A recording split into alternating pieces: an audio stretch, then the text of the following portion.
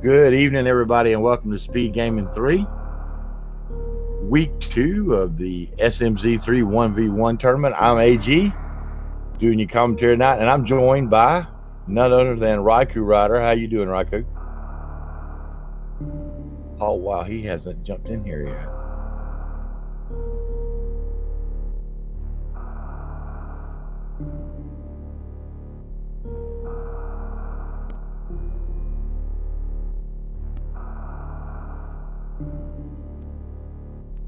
Just waiting now for Raikou to join. Tonight we've got a heck of a race. It's Relkin versus Migs, the number 2 versus the number 1 seed in group.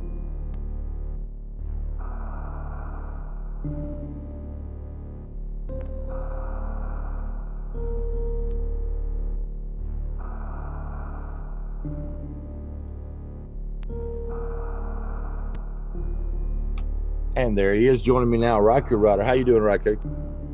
Oh, I'm doing wonderful. This is going to be a great match. This is the decider for Group I. The winner of this race is going to punch their ticket into the top half of the main bracket. And it looks like they're getting started. I'm looking forward to a good race, too. These are two very talented runners. I can't wait to see what kind of decisions they...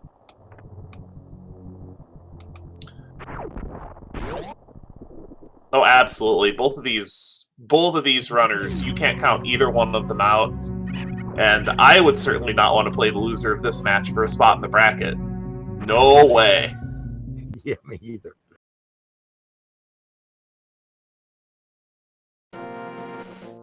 Okay, so Relkin, of course, doing the normal thing, jumping straight into Link to the Past. I didn't catch what that was on the island. Well, we're about to get another look at it from Migs, and it looks like it's an arrow capacity upgrade.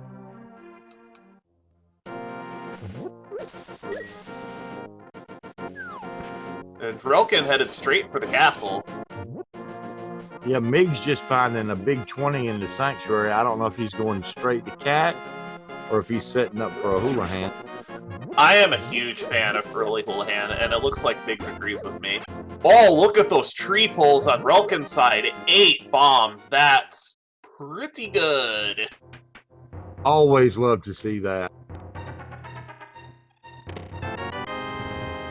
Just a missile pack in Uncle's chest, though. Just early bombs. You are never disappointed to see those.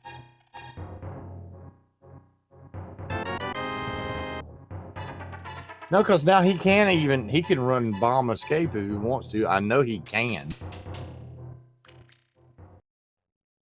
Bomb escape can be such a pain, though. We might see him do it. It is, but you know, I understand the mindset behind doing it. When you're playing somebody like Migs, you might want to take chances. That a vanilla Eastern Palace that I saw? Yes, it was. Then just a couple crystals looked like to me.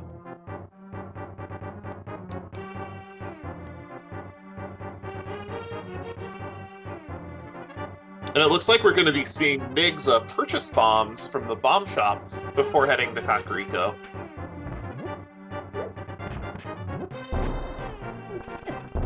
And look how efficiently Relkin is taking care of this room.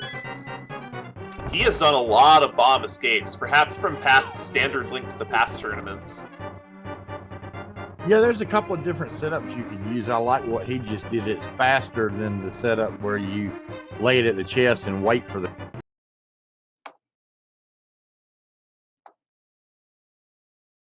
Oh, absolutely. I'm really impressed with this bomb work in general here. So Migs checking out what's in Saha's closet. Space jump! Space jump, that's huge. Go ahead. Depending on what Relkin finds in the early checks, that might be something that gets left behind. It's very easy to put off Sash's closet with most early game routes, but Migs checking it right away, even before CAC. I wonder if this is going to be one of those cases where we might see the fabled CAC skip. It's risky, but it's the type of things Migs would do. And, you know, when it pays off with something like Space Jump, a movement item like that in Super Metroid is super huge to find. Oh, absolutely. It opens up so much of the game and cleans up routing. One of my biggest complaints when playing a combo randomizer is going down to Brinstar and not being able to access Retro Brin from Big Pink. That can leave those Retro Brinstar checks to be such a thorn in the side. Migs finding an E-Tank in the first chest in Eastern, and Relkin finding the map all the way at the bottom of Escape did not turn out to be the play that he wanted to make, but let's see what he does. That's fine.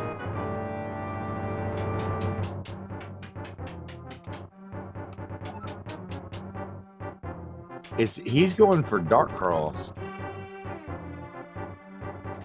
Now, this is a very interesting play. You don't see a lot of runners go to Dark Cross without a glove. And one of the big reasons why is because the small key has a pretty good chance of being glove blocked. So I'm not sure that I would make this play, but we've definitely seen this play pay off in the past. I've seen all kinds of amazing things down here. And it is the key, so Relkin will be able to keep going. Wow, and doing all of this with no reference, I'm really impressed. This is amazing work. Migs just finding the map there in the big chest. I find it amazing that we're 5 minutes in and no one has gone to Kakariko yet. Oh, and Relkin not being able to get the rat for that other key. I hate to see that because he did an excellent job with that. That's so difficult, though. Even just doing that with a sword is hard. But to go down there with only bombs as a point of reference, give this guy props for doing that. Because that by itself is nuts. Well, Relkin making a statement right here at the beginning. He's willing to roll the dice. And you know what? I don't blame him. I would feel the same way.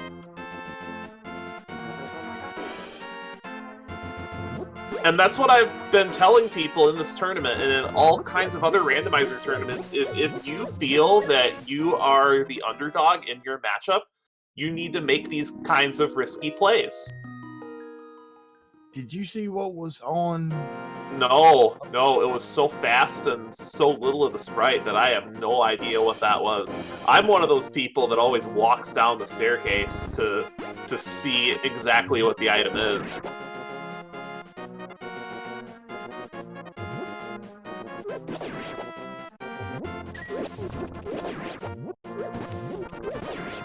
And we are seeing a dam and probably mini Moldorm check from Migs, so this is apparently a commitment to the cack skip. Could be a skip, but there's also a route where you go everywhere but cack first in case you find a flute or a bottle that you can check while you're in Kakariko. That's one of the things that I like about the combo randomizer in general is the number of different viable early games there are.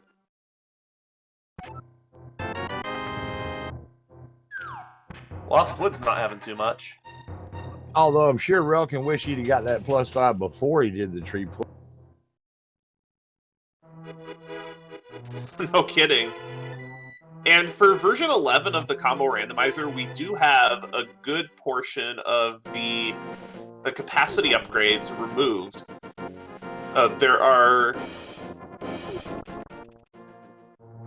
the +10 capacity and 2 of the +5 capacities for each item are removed, and it looks like we will see what is in CAC. Migs checking Mini Moldorm Cave, finding a bunch of money in Morph Ball! Bingo. Yeah, Migs getting a break. The first couple of bombs he threw, the mini Moldormers were playing hide and seek pretty well, but then he got it taken care of and scored that morph.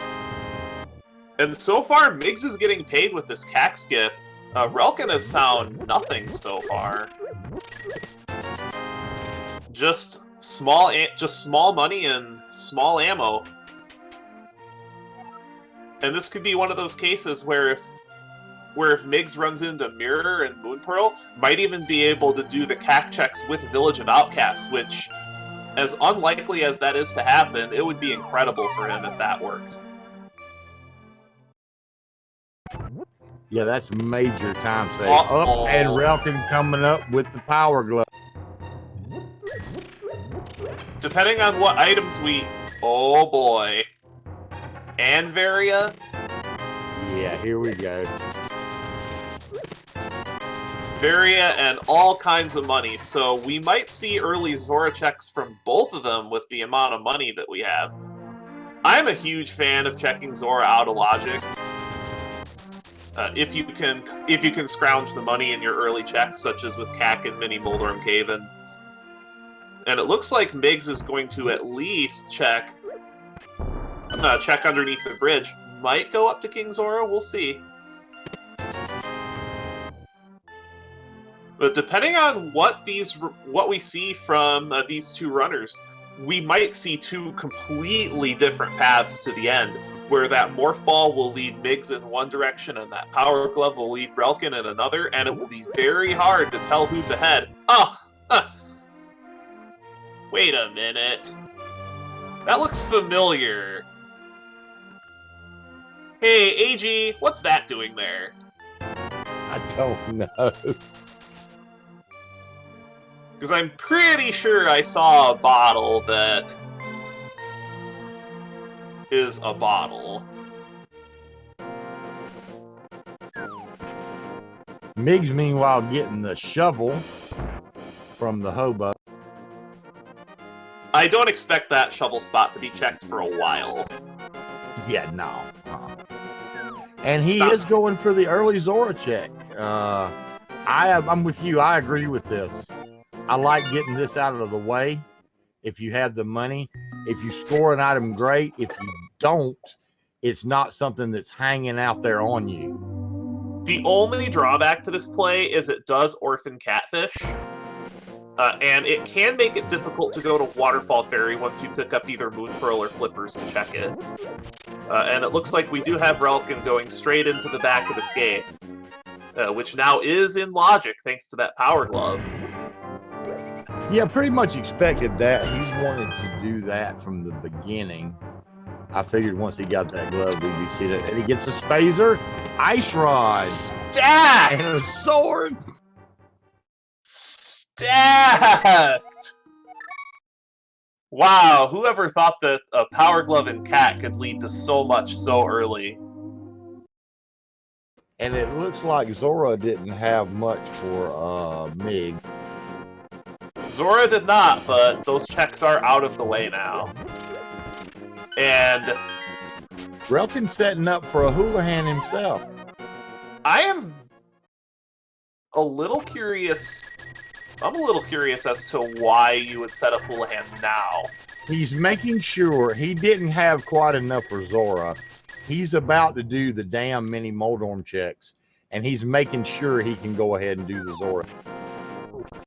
That's my guess. That's valid. That is completely valid, and it will also give enough money for Dark World checks as well, depending on if we see an early Moonpearl. But I would not be surprised to see Migs go into Super Metroid fairly shortly, especially if we can locate another Power Bomb pack. If I'm Relkin, and I'm just putting this out there with having found Varia already, once I find that Moonpearl, I'm gonna find that Morph Ball, I have glove and sword. I would probably, racing somebody like Migs, I would probably go out of Logic to Death Mountain and go straight into Business Center. I like that. I like that play. I am a huge fan of breaking Logic early. in Combo Randomizer because it can give you so much information about where items are. And if Relkin goes so far as to check Saha's closet and gets that space jump, I would say that's almost guaranteed to happen.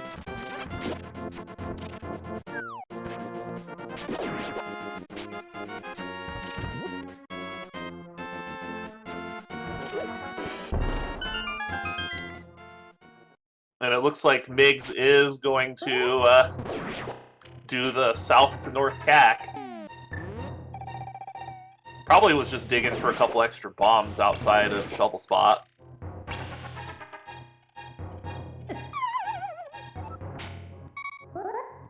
Relkin needs to be a little bit careful. Does get through the mini Moldrum Cave with 1 heart. We've seen very little health in either game. I don't think we've seen a single E-Tank yet. Yeah, we did get a Super Metroid E-Tank. Oh, we got one? One, I believe. Which with Varia is pretty good for the start. It's enough to get you through the early game. And Migs is making use of the ammo shack.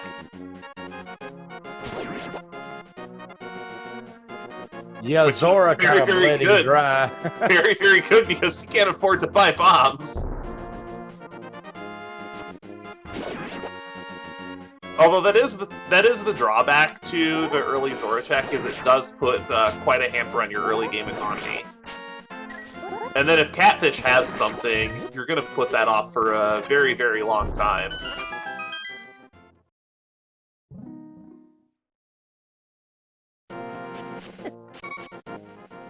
And Relkin very nearly getting killed by marine wildlife, as we like to call it in the Super Metroid community.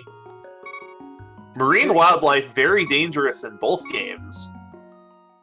Yeah, I've commented about that. The Japanese are funny about sea creatures. It's like they're terrified of them. A space pirate that shoots lasers and you can kill with a pea shooter does like 5 damage.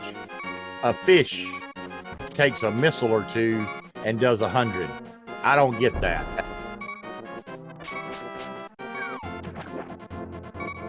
And it does look like we are seeing Relkin make the fake flipper play. We'll be pretty disappointed with what is located at these flipper spots. Mig's about to find that Power Glove, and Varian probably won't be too happy. I did not notice, did Migs do the shovel check while he was going the south route? I don't believe so. That's odd, because it was right there on the way. It's easy to miss, because when do you have shovel this early?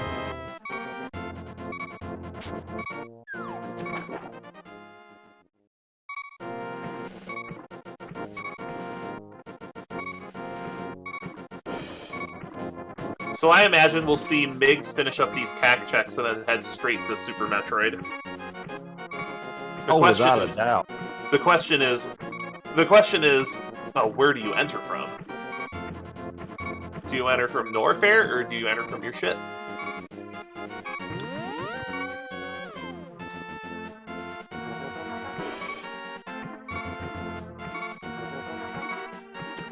Well, you know, Space Jump puts criteria power bombs and the whole gauntlet thing in logic.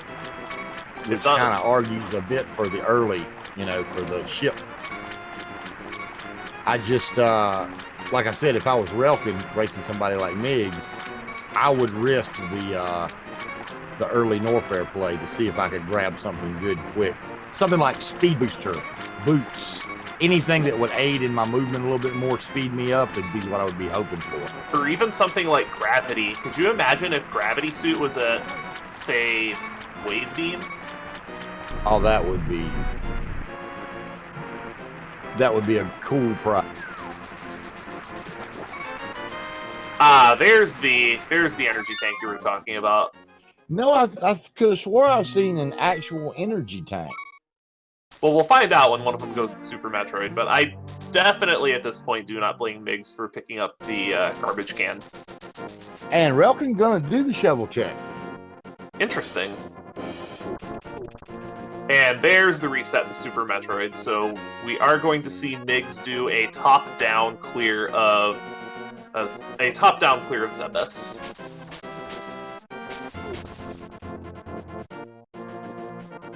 Okay, so we have 2 E-tanks and a reserve.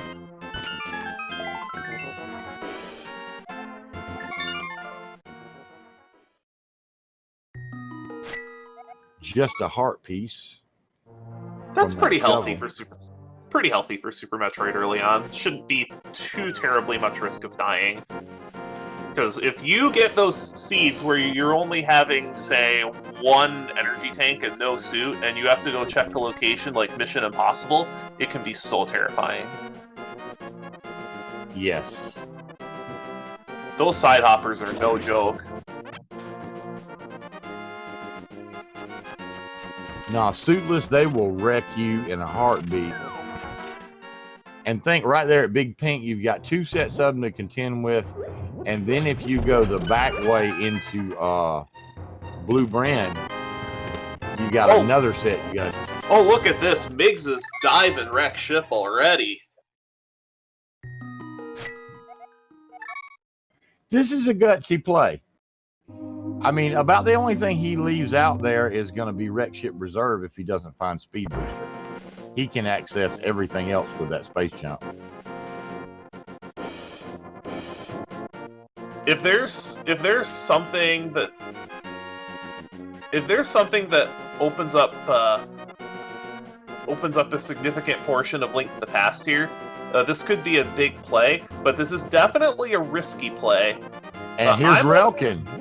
Look here. Look where Relkin's going. Relkin is doing exactly what you thought.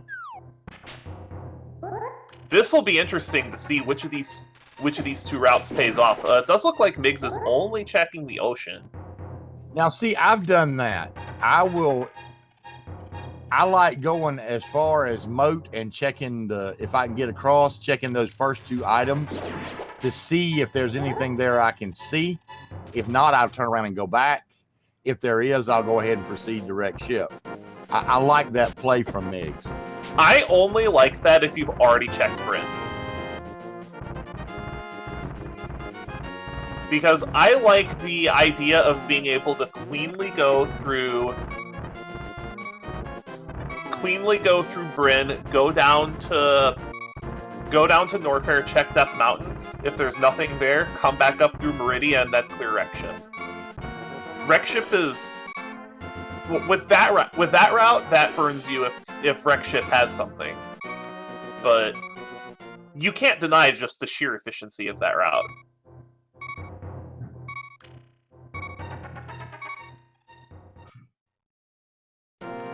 And Migs getting validated at the top of Red Tower. Let's see what he gets.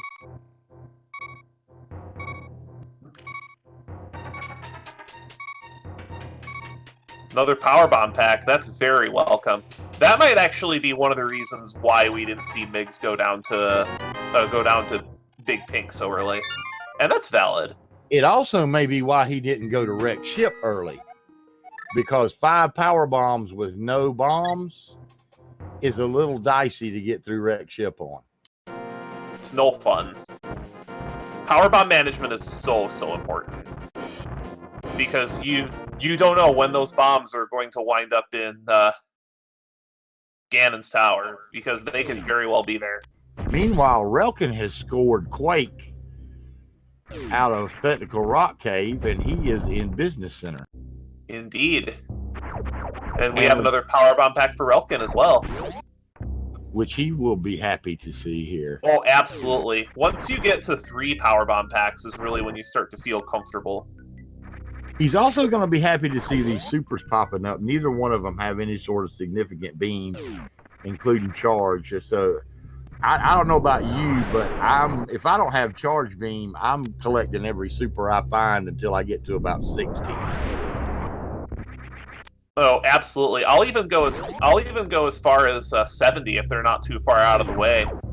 Just in case you don't ever run into things to Zebskit, because then you need that ammo to kill the... Did you see what was in back proc? Flippers. There were flippers there.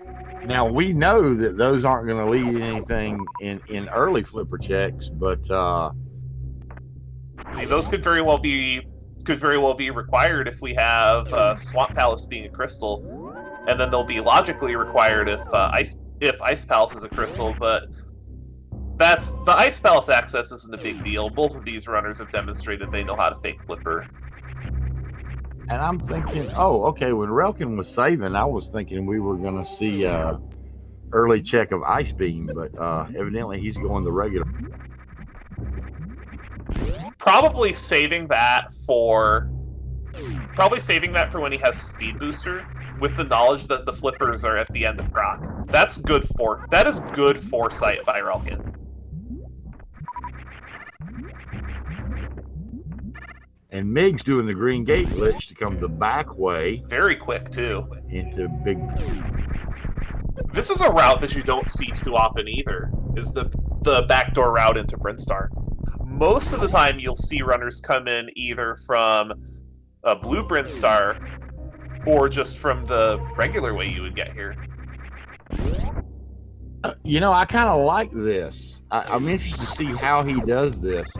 I'm curious as to whether he's going to just check the bottom here and then come back over and scores the lamp. There's a lamp.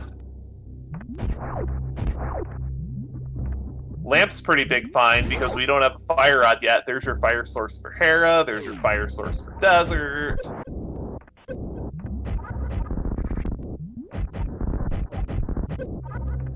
Both of which are crystals. Although we'll probably see both of these runners try to save Hera save Hera until as late as possible in the hopes of being able to complete it in go mode, just to save another trip up that mountain. You know how many races I've seen won and lost by the number of times people have climbed that mountain? I'm very well familiar.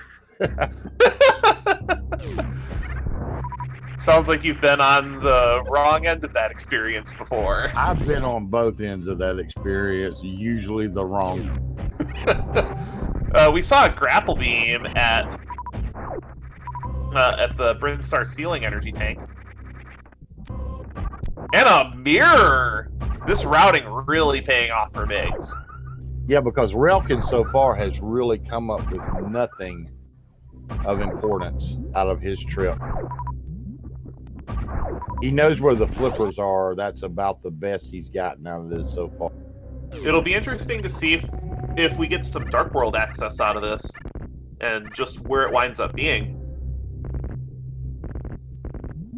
And there it is, the most hated item in Super Metroid. Oh, absolutely. Oh, look at that! Look at that! We got gold gloves. So both of these routes paying off in different ways. This is going to be interesting here. It's looking like it might be one of those cases where both runners are going to wind up looking for one item that the other knows where it is. Well, I tell you, unless Relkin finds Moon Pearl, he's not going back into Zelda with what he has right now because there's not really anything it gives him. That was a beam. Was that plasma? It looked like it.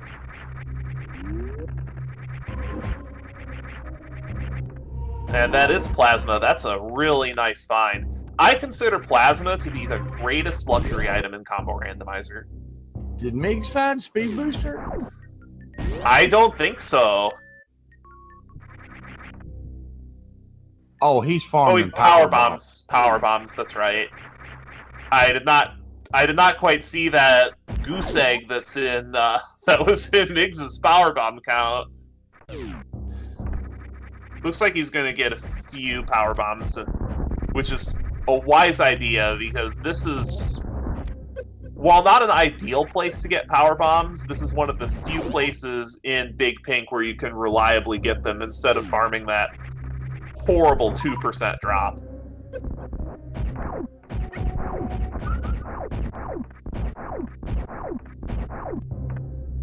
So that's pretty heads up on Migs for just knowing where to farm. And that's something that's very, very important. to take you from being a good player to a great player is that vanilla knowledge. And it looks like relkin is. I think he's going to make the croc play. I like this. I like do this too. Because you know that there's something that's usually required down there. You may as well clear this out because you have to go down there anyway. Not to mention coming out, he picks up his flippers. That's what I'm saying. That's what I'm saying. Those flippers are more often than not going to be required. Just has to do this gate glitch first. I actually find this easier to do with super missiles. Absolutely. And I have never been able to do that turnaround strat. There are a wide variety of ways to do the green gate glitch. I've seen people with turnarounds. I've seen people run at the door and shoot it. Just whatever works for you. No, I'm the old stand there, jump up, press into it, and hit the missile. That's how I've always done it too. All right, and relkin going to take on Croc. Should not have a lot of problem here. He's got plenty of ammo. As long as he doesn't use one of those power bombs, he'll be just fine. I'm also really intrigued by the number of different setups there are for Spore Spawn Skip as well. Look what Migs was doing to set it up.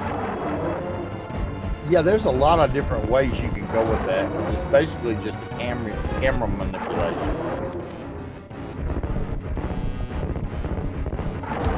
And half magic at Spore Spawn Supers. That's also one of the best luxury items in Combo Randomizer. I think the best quote-unquote luxury item in Link to the Past is still powder. It does open up a check. Oh, screw attack!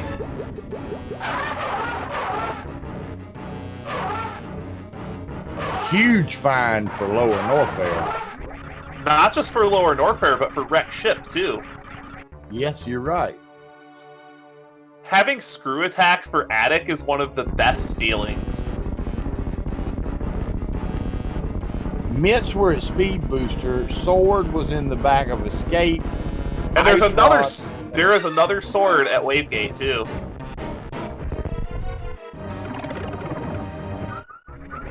So it looks like by the time each of these runners is finished with their route, they'll be going back into Link to the Past with pretty decent equipment.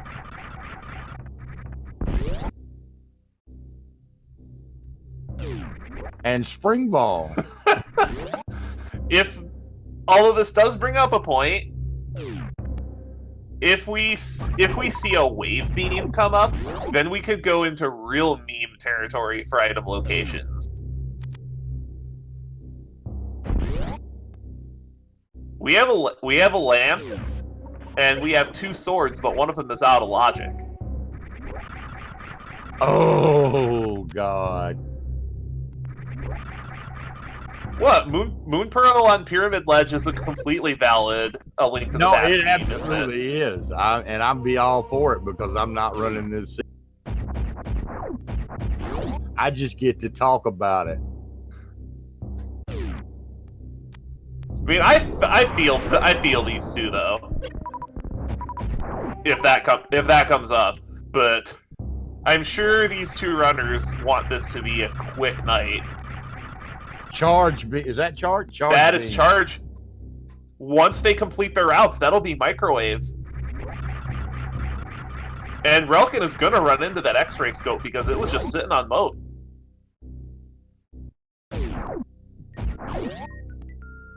I would not be disappointed with going down the Croc. Because while those flippers are what you came down for, 2 out of 3 microwave components, not going to turn that down. Always bet on Croc indeed.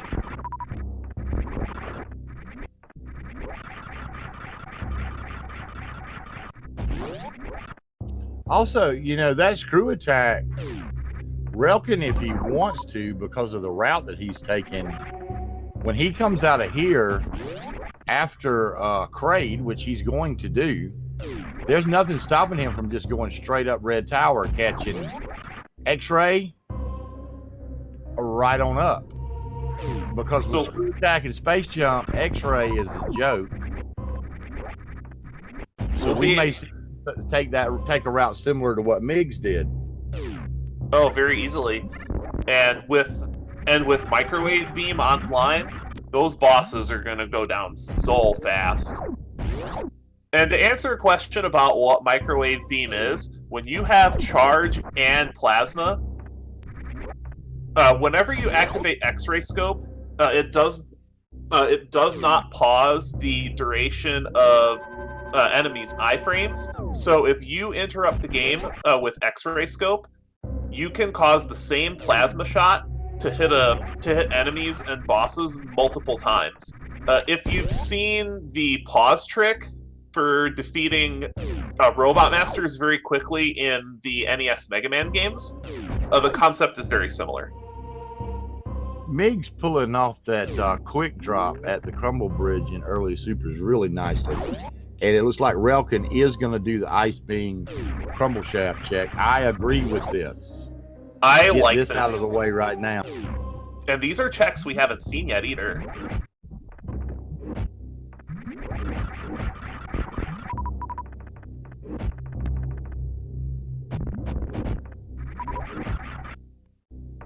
Those pieces of metal, whatever you want to call them, really getting in the way when you try to shoot those enemies. I usually like to place a power bomb there before I jump up and just clear. The way I usually do that room is I just take a hit from one of them and proceed. That an ocarina in the back of Gauntlet? I believe it was. That is an ocarina in the back of Gauntlet. We're going to see Migs grab that right away.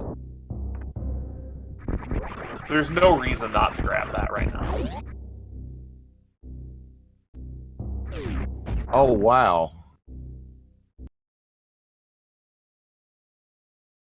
Well, a bottle at the Norfair shaft, but gonna say no. Ocarina, mirror, mitts. Well, that's Morph Ball at Checkerboard Cave, or not Morph Ball, but Moon Pearl at Checkerboard Cave. That's also access to Lower Norfair. Oh my! With this energy situation, could we possibly see a low energy Ridley fight required? Well, I mean, Relkin's going to get another one or two E-tanks. Migs has 4 and a reserve. I'll go with that all day with screw attack, charge, and plasma.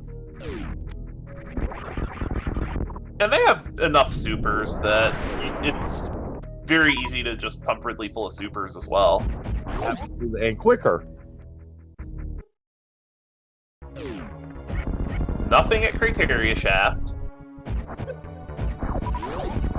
But I like the check here. I like the check. There's not another handy time to do it. Exactly. This is such a pesky check, and it gets people. I've been burned by this check in tournament races no fewer than 3 times. And I've seen many, many races decided by hook shots or rods or suits there. Just awful things. Relkin getting some blue mail also did a nice job on the Kraid quick kill. No problem for Kraid from Relkin. Oh, absolutely. And it's a lot easier to do the Kraid quick kill if you have charge beam. Yes, it is. Without charge beam, it's a much more complex affair.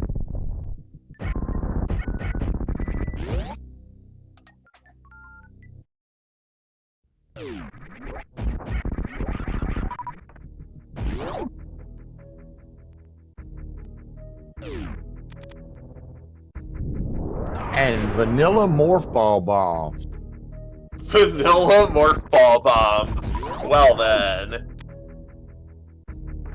I guess we're fighting Bomb Chorizo. Simplify. There's 1,000 different ways Migs could have finished him off real. Oh wait, he doesn't have charge beam yet, but still, he doesn't have plasma yet either, does he? No, but supers will do the trick.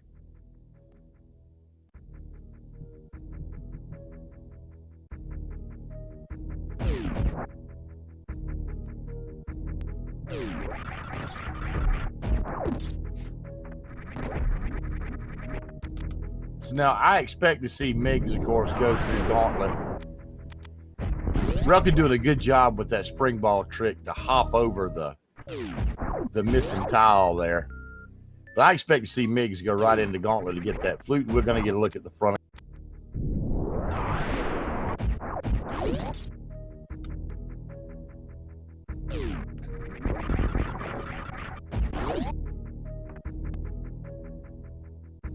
And I think once you grab this flute,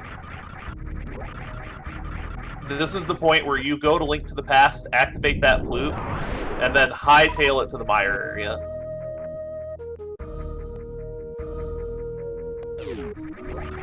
Well, I don't know. Migs has not yet checked any of the Norfair locations.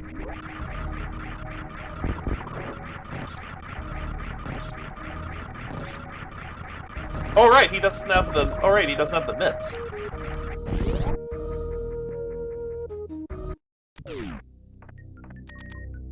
Just a trash can. The Migs picking it up though, just in case, because it is looking like we are getting close to an early lower Norfair dive. Because from his perspective, he's just mitts away. And that's something you gotta think about when you see Mirror and Flute very early.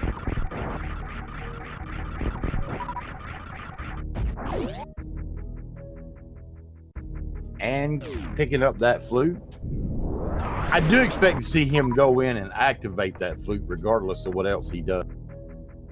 I've been really impressed with both of these runners, not just routing, but foresight. Both of these runners have fantastic foresight. Relkin kind of surprising me here by going back.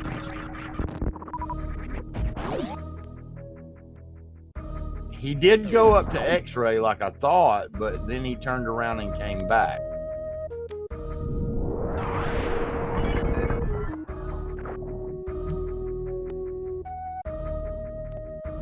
I'm curious, why open the tube now?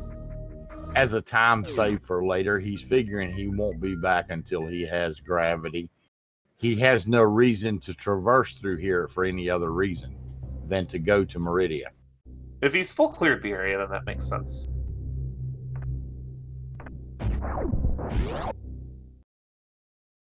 But I expect him to come out here and reset straight into Super Metroid. Does he have a check in Zelda? A new check? I don't think so.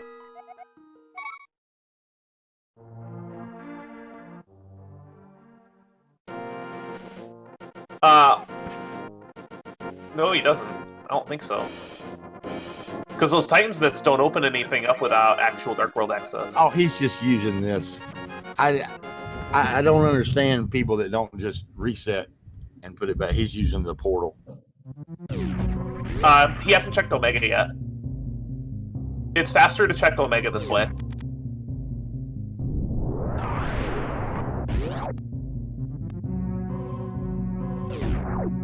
But not too thrilled with finding the penny. No, as none of us would be. And Migs picking up even more energy. Yeah, when he gets those bits, I'm pretty sure he's headed straight to Lower North. Oh, absolutely. As soon as he's done with Fanny. Well, Fanny and the Resurrection.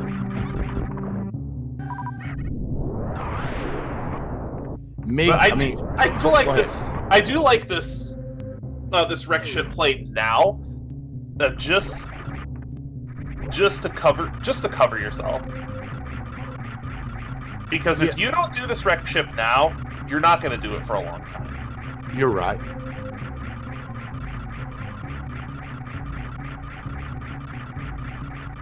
And all it takes is one progression item here. One. One good item, and the trip was worth it. Now, There's not a small number of items here. 9, I believe. Yeah, but the wreck ship, has this tendency a lot of times to be REKT ship. It does. So you feel good when you find that one item that made it not a jump trip. Wreck ship is like the Turtle Rock of Super Metroid. People dive into Turtle Rock, not in Go mode, looking for Go mode or looking for the progression. And as JTN has famously said, the answer is always Laser Bridge, except when it isn't Laser Bridge. Wreck ship is the Turtle Rock of Super Metroid. You ought to trademark that, because you know what? You're right. Well, thank you. I feel like they have a lot of parallels. It's just a location that has a significant number of checks, and even though it's available, people tend to put it off. Personally, when I see early myths in Kane of Samaria, I start thinking about Turtle Rock.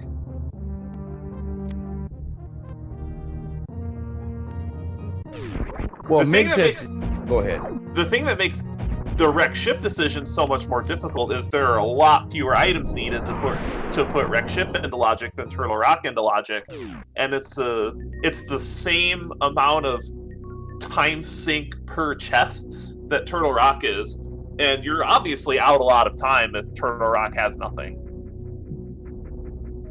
The same with wreck ship, but there's so many items there. Oftentimes it can be a honeypot that's just too much to resist. Does that make Meridia the Swamp Palace of Super Metroid? Yes. No, it makes, well, if you don't like Swamp Palace, I personally like Swamp Palace better than Ice Palace. Hey, somebody that actually agrees with me about Swamp Palace! I like Swamp Palace. There's 6 things there. How do you not go to Swamp? There's 6 things, and so many people just overblow how long it takes to full clear Swamp Palace. Swamp Palace is one of those dungeons where if I'm more than 1 item from go, I'll full clear it every time. Oftentimes, even if it's not a crystal, I'll poke my head in there. Yep. Because left side is going to let you down every time until it doesn't, and when it doesn't, you scored because the other guy didn't do that. I have seen and played in races where runners have finished over an hour apart because one person went to left side swamp early and it had Morph Ball. Matter of fact, I think I did a race with you. Yes. Migs only getting bug catching net from the good old E-Tank, and Relkin just catching sight of that X-ray scope. He is now microwave ready. Is he going straight direct ship? Wouldn't surprise me. And on Migs picking up the bug net, it's understandable. You don't have powder yet, and you don't have a ton of Link to the Past health. Yes, you have blue mail, but if you get into those Dark World dungeons with only 6 or 7 hearts, you'll be really happy to see bug net anytime you get a fairy drop. Actually, I don't think he has blue mail yet, does he? That was Relkin, I believe. That was Relkin, yeah. So Migs doesn't have any mail at all, which makes the bug net pickup even more understandable. But even if you have blue mail, there's not a ton of Link to the Past health out there right now. You're right. And, just, Jimmy, here's the thing. I come from the Super Metroid background. I'm not the Link to the Past. Swamp Palace, Ice Palace has been a debate in Link to the Past forever, much like Meridia in Super Metroid. My personal opinion is Meridia is just a great big wet bag of suck. I don't care how good you think the music is, okay? But that's my opinion, all right? A lot of people share it. Some people don't. I don't mind Meridia too much, especially if you have especially if you have just some kind of movement that makes it easier. But navigating Meridia with grapple beam is just awful. Thankfully, thankfully, most of the time when grapple beam is your logical access to Meridia, was that red cane? Oh my! That is bad a red news. cane. And well, it's going to be a wash because both of these runners are going to need to come back here for the red cane. But neither one of them are going to know that the other one has to. Well, you know what? They may find Speed Booster. I have seen Speed Booster at Gravity Location and Speed Booster at the statue once in maybe 100 seeds. But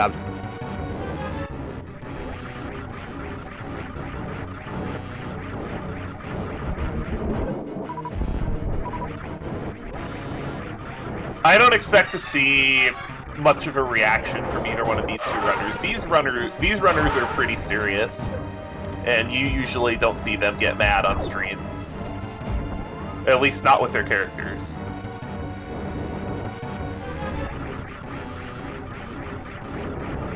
But I'm sure they'll be thinking it once they come back to get that Cane of Samaria.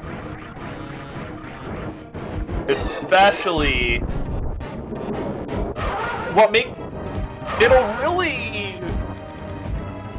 it'll really weigh on their mind more if Speed Booster is in a location that was available prior to coming here. Moon Pearl for Migs in the Gravity location. So if Speed Booster is behind that Moon Pearl, then it's all a wash anyway because you need to have double dipped wreck ship, and it's looking very, very likely that this will be the case.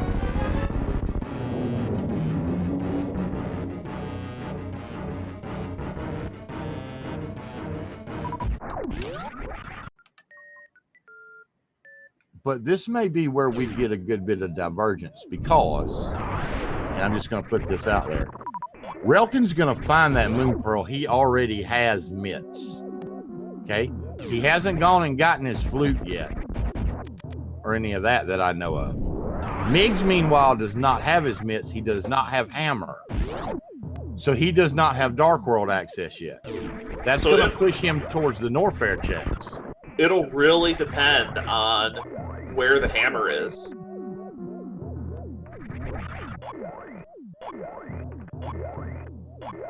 And Mig's not even taking time to refill his stuff. He is heading out. If he's going to Link to the Past, then this makes total sense, because if you find an energy tank in Link to the Past, you get a refill, and Migs does not foresee himself going back to Super Metroid anytime soon. I don't really see what. Well, I mean, he's got Tower of Hera, but that's about it. That's new in Zelda for him. He doesn't have Dark World access yet.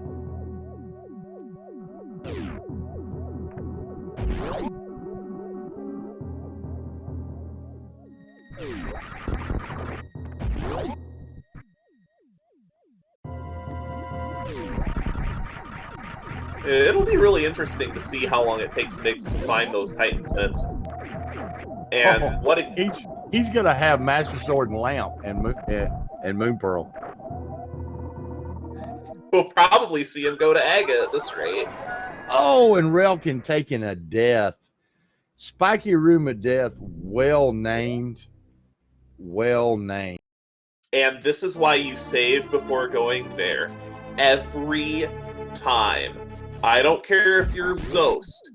Every time you go there, you save. I don't care if you're Wild Anaconda. And if you want to know why I throw that out there, ask Wild Anaconda why you save. Because he'll tell you about that time he didn't.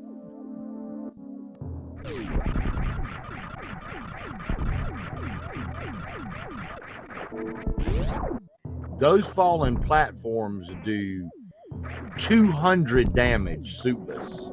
They do. I'm not quite sure what they do I don't know if they count as enemy or environmental. If they count as enemy, then the Varia does nothing for you against them. They're environmental. They are enemy damage, Fusion. Oh, That's what I thought. The Oh, they're enemy spikes damage? are Oh, environmental. the spikes are environmental. That's what it The is. falling platforms are enemy. So even with that Varia, you get the full 200. No. It's 100 because Varia gives you half enemy, full environment. Gravity gives you full enemy, but no environment.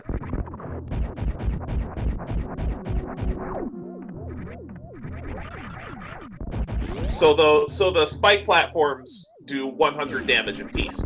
It just so happens that with Relkin only having one reserve tank, he'll get filled up by his reserve tank and then promptly die because the iframes from the damage would run out as soon as about 70 of the reserve energy fills up.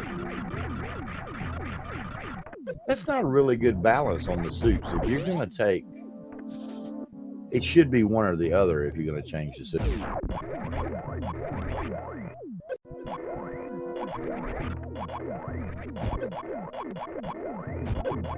I actually like the balance the way it is.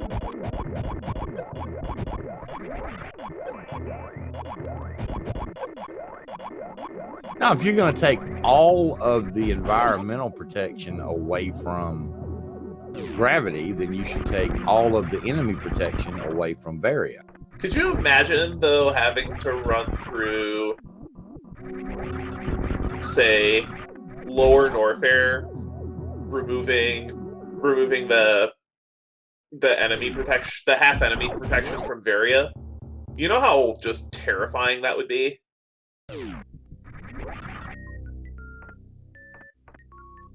Yes, but you know, like I said, if you're going to change it, do the same to one as you do to the other. And now Otherwise, leave them alone. Relkin getting the bad news that he will have to return here as well. And Migs, it's looking... meanwhile, finding the boots in Eastern Hera, he likes. Oh boy. That opens up another terrible can of worms.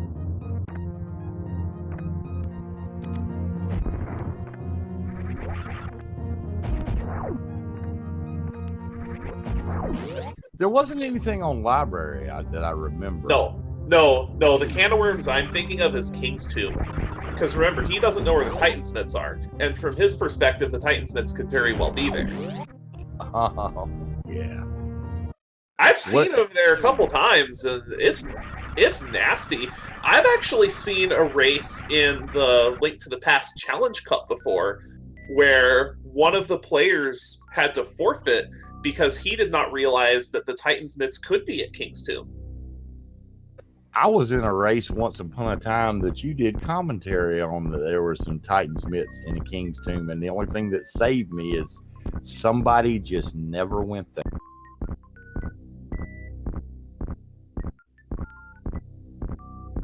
Because that Titansmiths being there is definitely one of those logic gotchas where you might not realize that you only need either Myths or Mirror to get there, not both.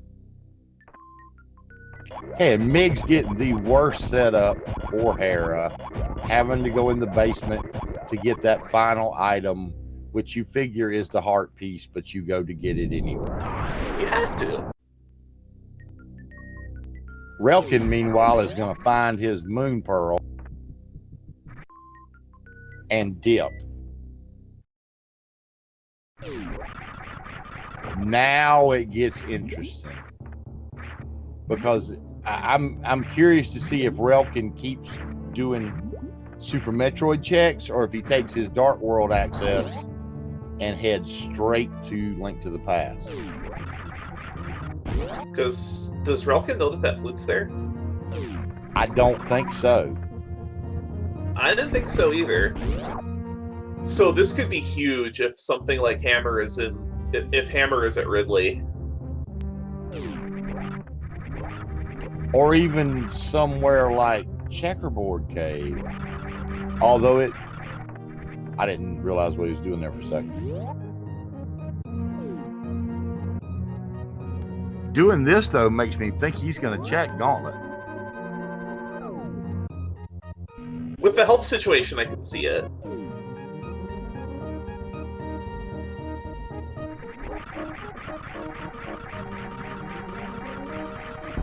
Migs going back into Business Center. All right, this is big.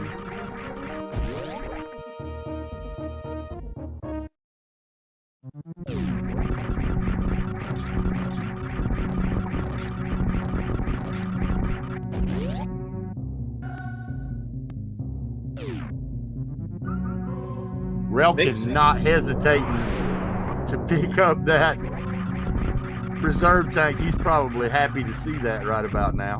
And he's going to be even happier with what he finds on the other side of Gauntlet. I tell you what, though, Migs has a lot of health, a significant amount of ammo. Oh, Relkin better be glad that society fell on. No kidding. And I was actually getting at something with Migs' energy count and the lack of Titans. Does Migs know high jump plus lava dive? I mean, I would guess that he does. I don't know that he would do that in a normal logic seed. He may. That's a toss-up. Whether or not I would actually try. Because with space jump and morph ball bombs, traversing lower Norfair won't be an issue. It's just do you do high jumpless lava dive to try to route Norfair more efficiently? Well, I don't know. It depends on how comfortable you are. High jumpless lava dive. Yeah, that's hard stuff. Yeah,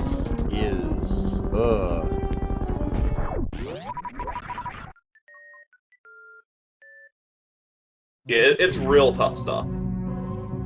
It's so tough that ain't even in logic for hard.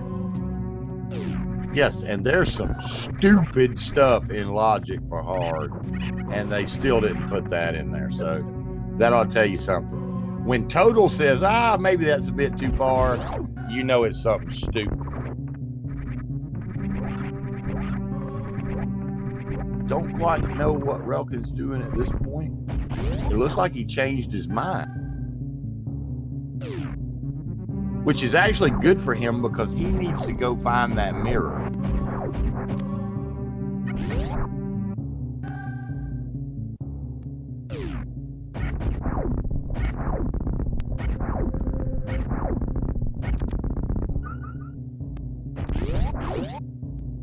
It looked like he was about to head to Link to the Past and then turned around and decided to continue the checks, which we know is a good idea.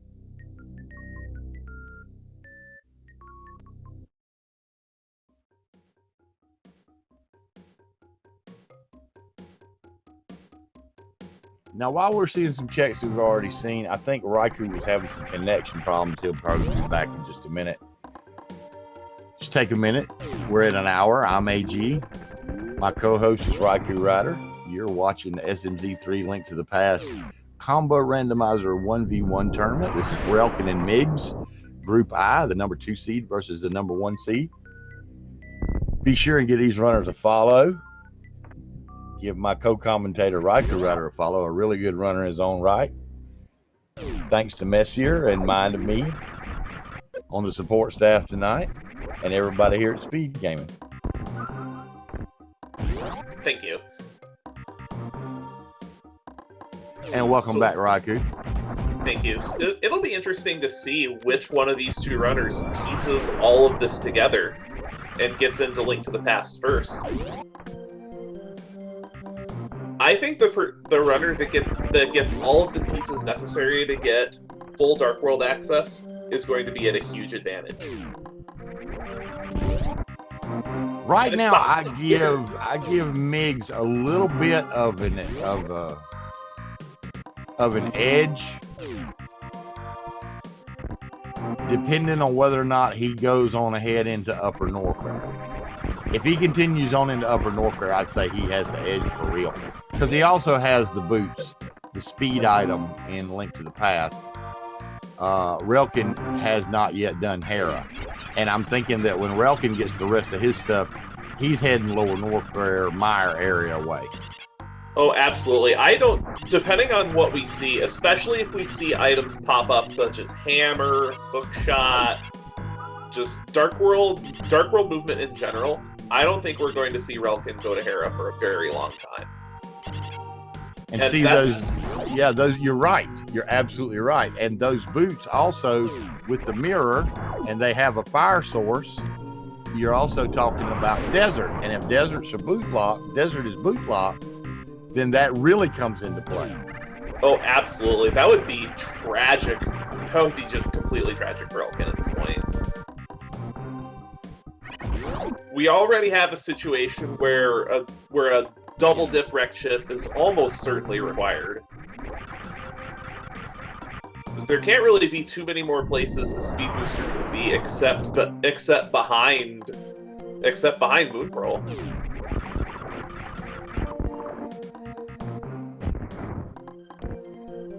And as far as routing goes, I don't think either one of these runners has made a routing mistake despite the divergence. We've had a pretty open seed so far. I agree with you. And these open seeds are perhaps some of the most stressful seeds that you will ever play as a runner. And here is Migs making the Norfair play. This is exactly the correct play for him. Meanwhile, Relkin, and I got to say, I don't know what in his gut told him to turn around, but he listened to it. And again, that was the correct call because he's about to be rewarded here. He's going to get his half magic and then he's going to get his mirror.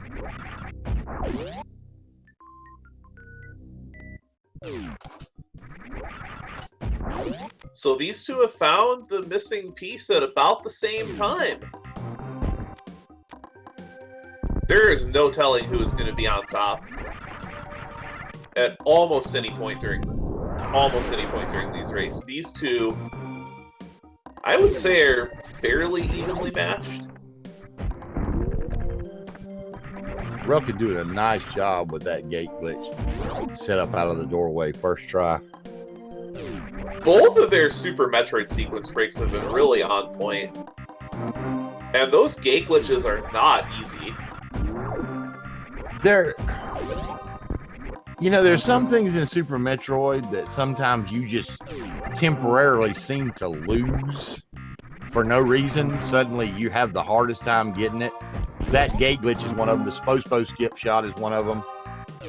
Alcatraz is one of them. Alcatraz especially. And Relkin really liking these last couple of E-tanks that he's picked up. Oh, absolutely. Will be a lot of confidence for that Lower Norfair dive that's got to be on his mind and will soon be on Migs' mind, I imagine. There's his lamp. He has his fire source. And he's going to find that mirror real soon. And Migs is about to find Jackpot the Mitt. So both of these runners will be headed to Link to the Past with all the keys necessary at the same time. The only difference is that Migs has the Pegasus boots, while Relkin has a couple of potential progression items, as well as that screw attack. But Migs don't need no screw attack. Where was that screw attack? Screw attack was at Pantry. So we might see Migs grab it, but given how much access you have in Link to the Past, do Do you grab those flippers now, or do you put it off when it's more convenient? Because right now your access to Crocomire is not that convenient.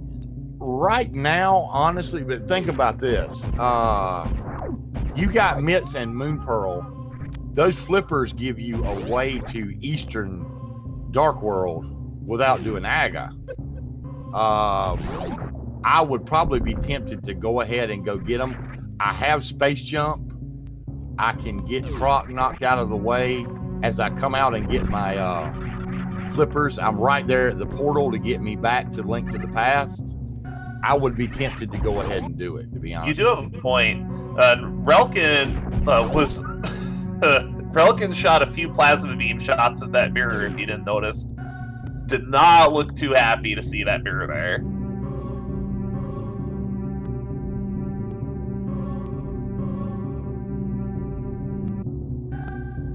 And it looks like Migs is going to go down there. I kind of agree with the call. Because he's thinking now that his lower Norfair access is going to be through the Mire area. He won't be coming this way to go to lower Norfair. So why not go ahead and knock this out? That makes sense. That makes sense, especially since you've cleared out upper Norfair already. I'm one of those runners that probably puts off upper Norfair a little bit too long, especially with this item set, but this is going to wind up being the correct call. From what I've seen, though, that's not too terrible a thing because it's like wrecked ship. Most of the time, you'll be right. There won't be anything there. And that's what makes this randomizer so great, is there are so many different ways that you can route, and just one of them. And there's not a single one that's quote-unquote wrong. There's so many different correct ways. Did Migs forget that he had charged plasma? I don't see that he has charge. He doesn't have charge yet. Oh, he doesn't have charge, right? Right, because charge was... Down charge there. Right. I actually got the locations of Screw Attack and Charge backwards. I apologize.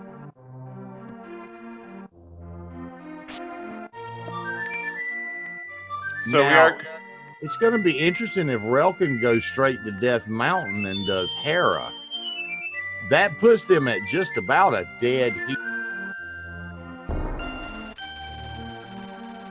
I think it's pretty unlikely that Relkin rushes Hera. That would be a 200 IQ play, but I just don't think it makes a lot of sense to rush Hera right now. Nah, no, he's going to lower Norfair. Mire, lower Norfair. This makes a lot more sense. Yeah, it does. I just, you know. Oh boy, do you see what I see? Look at that honeypot in the southeastern corner of the Dark World. That's a crowd favorite if I've ever seen one. Yes, it is.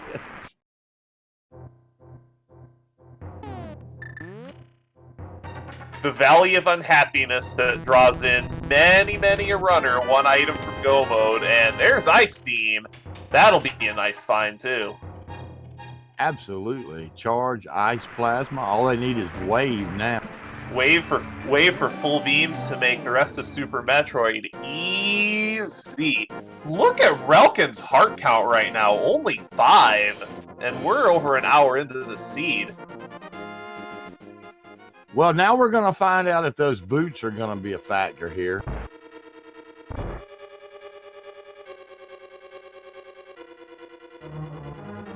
Roughly half of Desert Palaces do require the boots, so we will see. And there is a big key on the torch. You know, beyond that, for all of Zelda movement, the only two things that you get to help with movement are flute and the boots. Migs has the boots. Well, yeah, okay, hookshot, but the boots by far speed up your Link to the Past more than anything else. And I would say that that definitely gives Migs an edge right now. Oh, absolutely. Boots speed up your movement by about... boots make you move about 250% faster. And that's significant. It's roughly 2 to 3 minutes per hour of the time save, is the figure that I've heard being tossed around. And Relkin also getting the bad news that all he's going to get is dungeon items. All right, here's that checkerboard cave.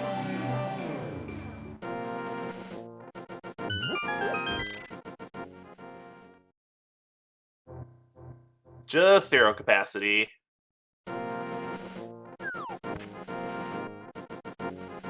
Finally going to get a look at a Gina.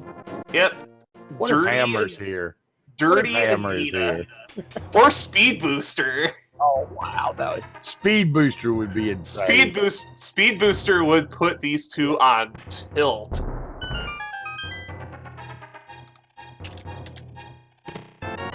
Nope, just missiles. That's interesting. Relkin did a save and quit instead of...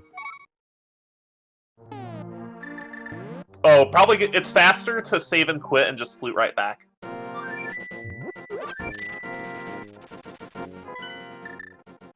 But not going to Lower Norfair. Probably going to do the Southwest Dark World loop.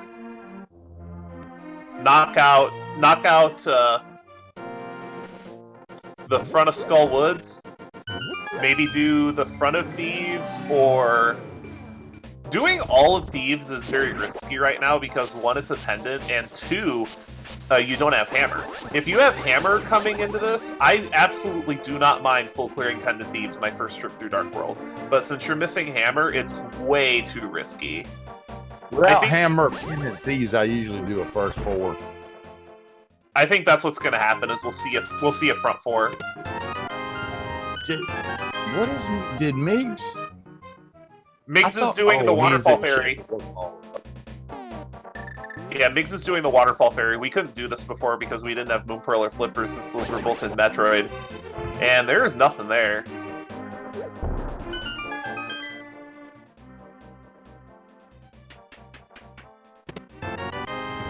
And just some missiles in the brewery. And now Migs headed to the Mire area. I wonder if we'll see some Lower Norfair. We're going to see some desert first. And we're going to find out what it was that was in desert that Relkin could not get. And if it's Hammer, oh boy. There are going to be some fireworks if there's a Hammer.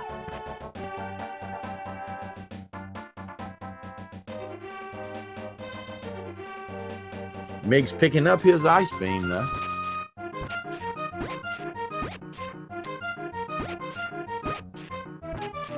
We'll see what kind of scam the digging game guy is running this time. My favorite is the good old 29 digs for a big 20. You don't even get a rupee a dig. We got the bomb capacity, which is it's worth about as much as a big 20. All right, we will see soon what is in deep desert. I think we're going to see one of the items right here at the beginning in the big chest. Oh Gravity. my! Oh my! That's so rude. With where those boots were, that could very well wind up being Relkin's go mode.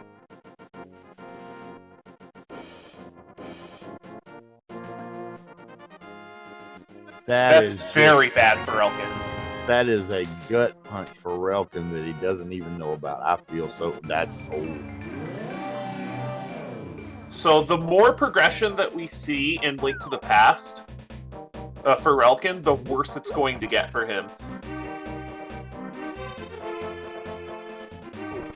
Especially if we start to see things like hookshot hammer might draw him into Pod, Swamp, anywhere but Hera. This is so cruel.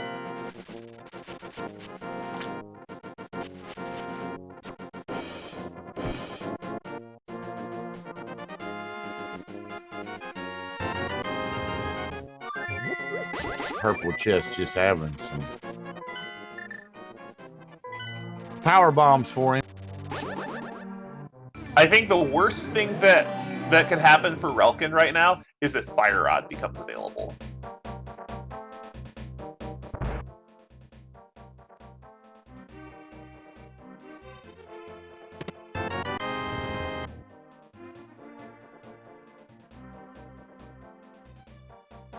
Migs, meanwhile, taking on Lamelas.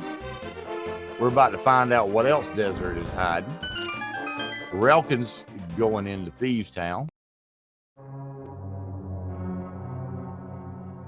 Okay, just a full heart container, but that gravity was damage enough. The other big question is Speed Booster, because Speed Booster is blocking Arcana Samaria. Yes, it is. So Speed Booster turning up could also be very bad for Relkin. Although that sword is definitely something I would be happy to see. That third sword is so huge. Yeah, that pretty much puts all concerns to rest about the entire rest of the seed. Yeah. Well, Relkin still needs Link to the Past health bad. Look at his heart count.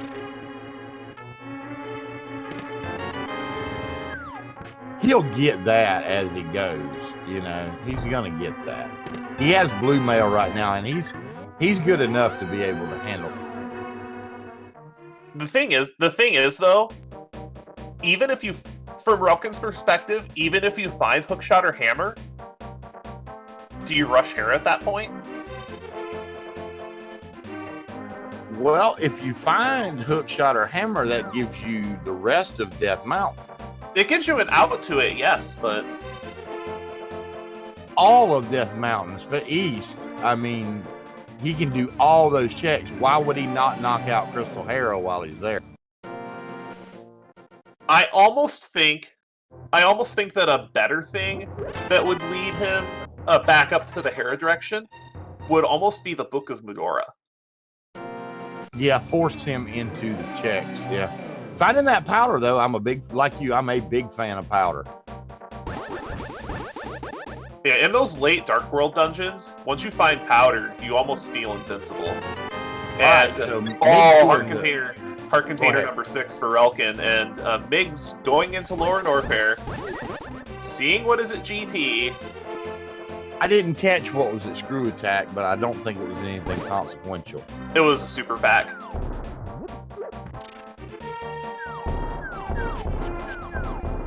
Migs using that safe position to fire up. He's immune to that blade attack, which if you get your missiles, your regular missiles below 32, GT won't even do that blade attack. Oh. High jump. Always good to see those. Yeah, there's nothing. There's a very good reason why a Super Metroid Randomizer is often called High Jump Appreciation Simulator. You don't know what you got till it's gone. Especially if it's one of those seeds with early speed booster.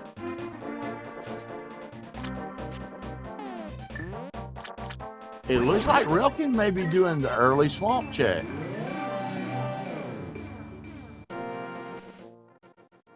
Hammer in first chest of swamp, maybe?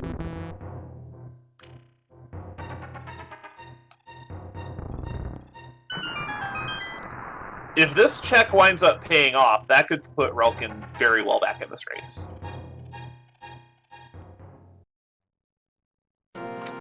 They either hammer or something that leads to hammer. I've seen it. It's rare, but I've seen it. And if Relkin thinks he's an underdog, this check is one of the ways to get back into this race, because you also remember that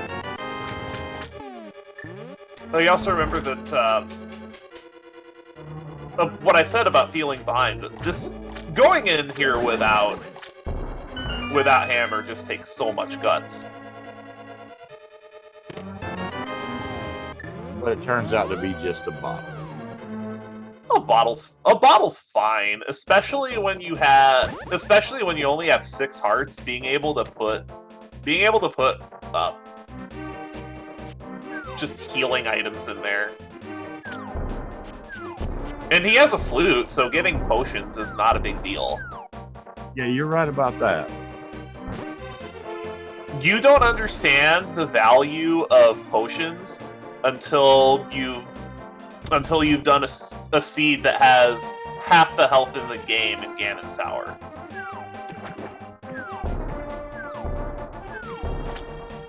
Migs about to take on some ninja pirates. And Relkin is headed to Pod. Thus far, Migs has not found anything of any consequence down here in Lower Norfair. He's only had a couple of locations to check, but it would seem that the play was desert.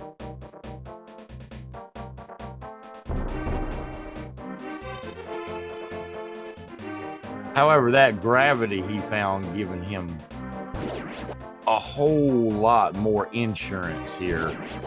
Oh, absolutely. Simply in terms of... And I would not be surprised to see Migs just rush Meridia after Lower Norfair. Oh, yeah, because where he comes out, he just comes up, power bombs the tube, and goes right up. That flows really well. Why not? And it looks like Relkin is going to dip Pod. Very nice Ridley management from Migs.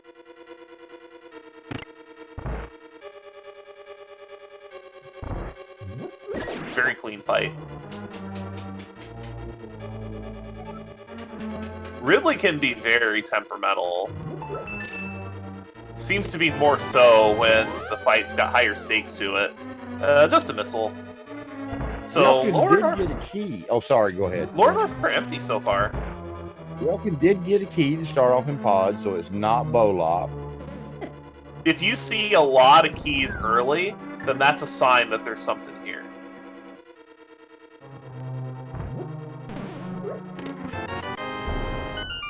Well, we're 2 for 2. It's often this way if all of the chests in the front wind up being keys.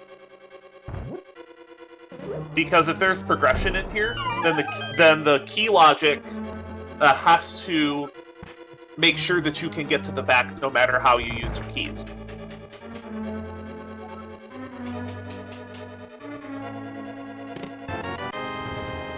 Yeah, it's looking like there's something here. If you look at the key logic for Palace of Darkness,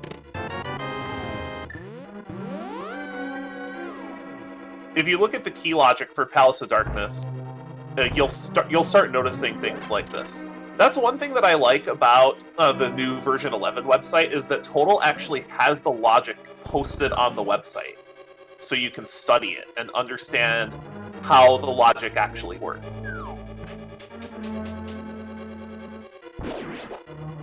And the key logic for Palace of Darkness is one of the most complicated things in the randomizer, and it's very important if you want to be a great runner to understand that.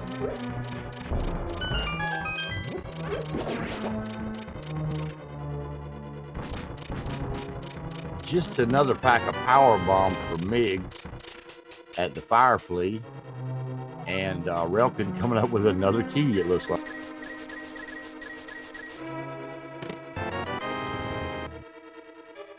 I am really starting to think that they're just items both side. Raikou, do you have a link to that handy? I can go grab. Is that? Sure, I can go grab it. It's actually on the SMZ3 combo randomizer website. It'll just be a moment while I grab that for you. Nice job on the hammer yump by Relkin. Mig's still not coming up with anything in Lower Norfair. He has one check left.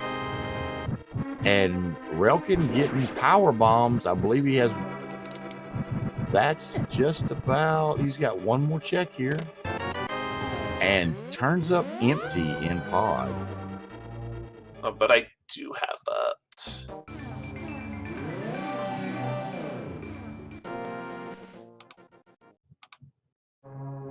Oh yeah, Relkin has not yet dipped Eastern. Thank you, Raku. Yeah, it's a very valuable resource for learning the ins and outs of the logic.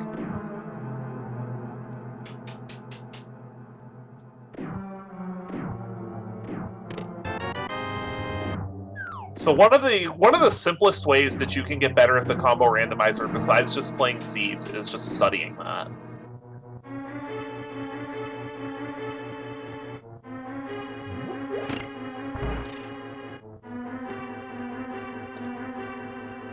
So that's actually one of the reasons why, when I go through Palace of Darkness and I don't have bow, I'll tend to use keys quote-unquote inefficiently to try to rule out whether progression can be there or not. Did Migs go into Eastern at all? Migs went to Eastern very early. Okay, he did go in here. I thought so. I don't believe there was anything in here. No, I don't either. I'm saying that because what you were talking about for Relkin is pretty much coming to pass. He's not finding progression, which may push him to Hera. And for his sake, he'll need to hope that this continues, so that he just gets pushed to Hera sooner rather than later. Because if we see a hammer, that might push him back into dungeons. If we see an advanced fire source, that could push him into Ice Palace. Yeah, at this point, that's why I was Migs saying is building a lead. That's why I was saying Fire Rod would be so bad for Elkin to find right now.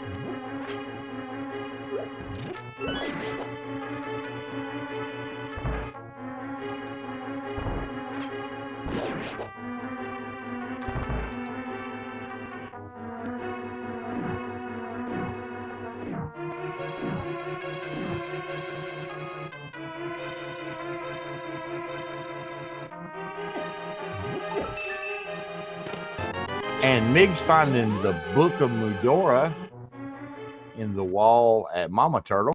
That's another thing behind gravity that would push Relkin towards Hera. The more of these things show up behind gravity, the worse this gets for him.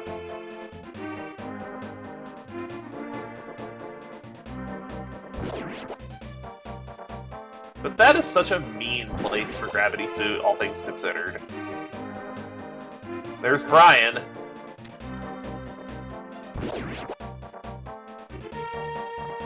And that's another thing that could potentially have pushed Relkin toward Death Mountain.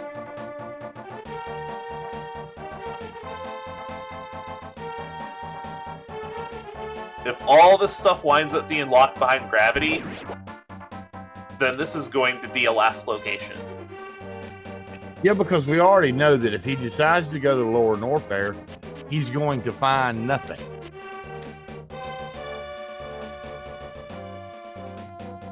He's not going to Meridia without that gravity suit. Could it really be Boots and Hera to gravity at Desert that's just locking down the whole seed? It's looking that way.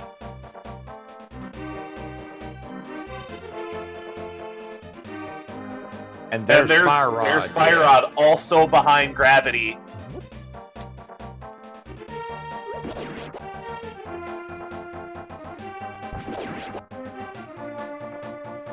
So it's looking like he's just gonna have to go back there cold.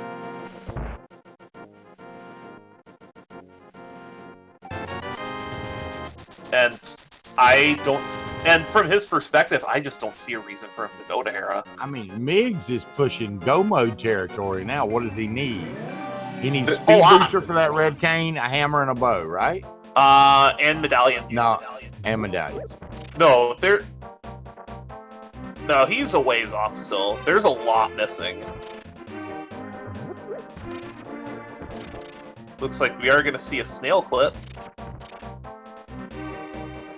That's a little high, I think. It is. This is one of those things that you can just forget how to do, too. Like you were mentioning with Alcatraz and Green Gate glitches. Not only that, it's one of those things where those snails, the pixels just will not line up for you no matter how hard you try.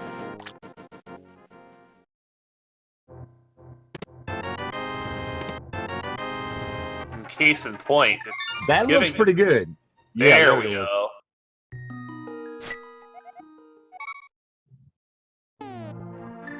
I'm a little surprised Migs picked up that energy tank. He wasn't very low, and he has Varia Gravity, doesn't really need any more energy. And Relkin is heading to Lower Norfair.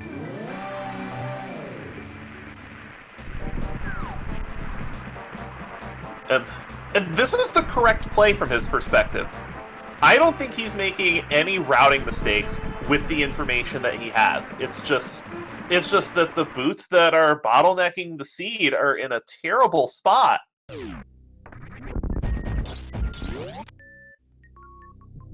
Yeah, you're absolutely right. He's not making bad choices. He's executing well too. It's just the randomizer is not treating him very well. And that's what you were talking about, the problem sometimes with these wide open seeds.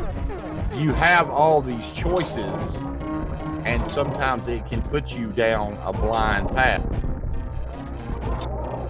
I've been in this before. My least favorite type of tournament seeds to race are the ones where you have 200 locations 15 minutes in, and it really just comes down to the luck of which efficient route did you take. As opposed to seeds that are not linear, but give you a couple of choices. And when you have wide open seeds like this, one of my biggest points of advice to new runners in general is listen to the seed. When you have a seed that's so wide open that you have almost the entire game available to you in a half hour, it's really hard or even impossible to listen to the seed. It's like trying to listen to a crowd. Exactly. Migs, meanwhile, doing a nice job on the ice clip to get the botch wound. Having a little bit of a flub first try on the microwave of botch wound, but recovers really nicely, and now he's headed to Dragon.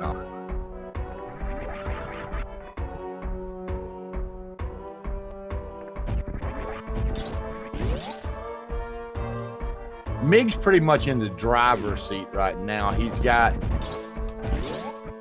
plenty of equipment in Super Metroid. He does not have to worry about death in any way, shape, or form. Oh my! That's also Speed Booster behind gravity. The rich get richer. Like I've been saying, Relkin has not made a wrong routing decision. It's just Migs happened to check Hera, and the advantage that he is gaining from having checked Hera for those Pegasus boots is snowballing beyond anyone's expectations. Yeah, those boots were the bottleneck.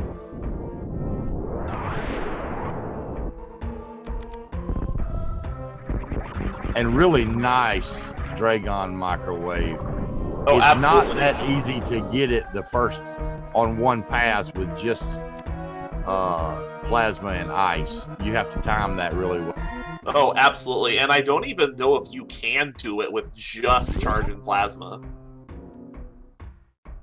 I've not seen that done. Because it just doesn't do enough damage. With plasma and wave, it's not hard. But with plasma and ice,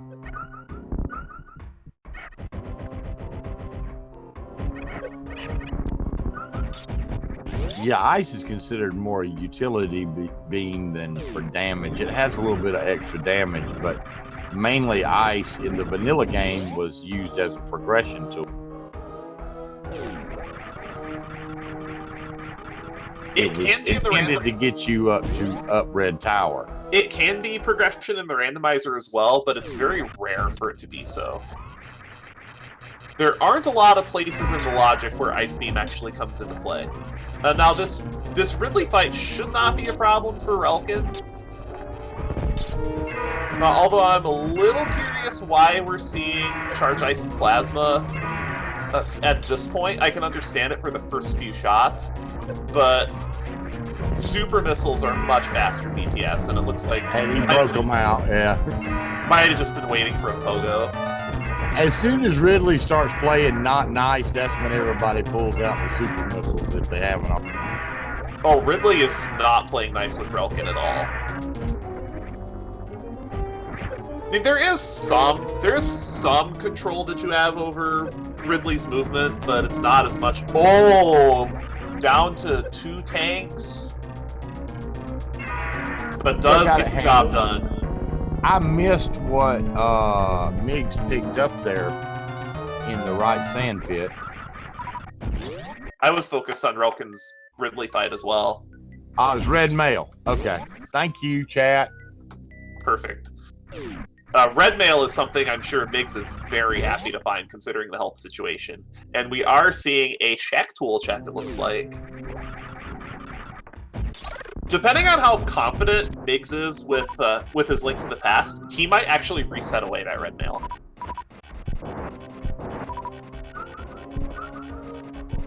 I've seen runners reset away mail upgrades before.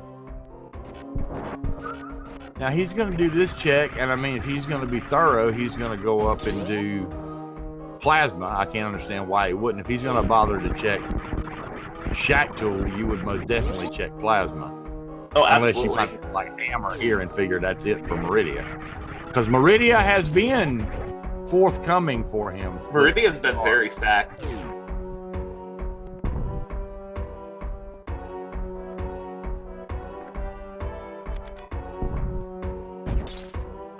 $20 there, and then we'll probably see Migs go up the toilet to check Plasma. And then if there's nothing there, I would not be surprised to see Migs reset Plasma away. Or not Plasma, reset red mail away. Because coming back anywhere from Plasma is a trip.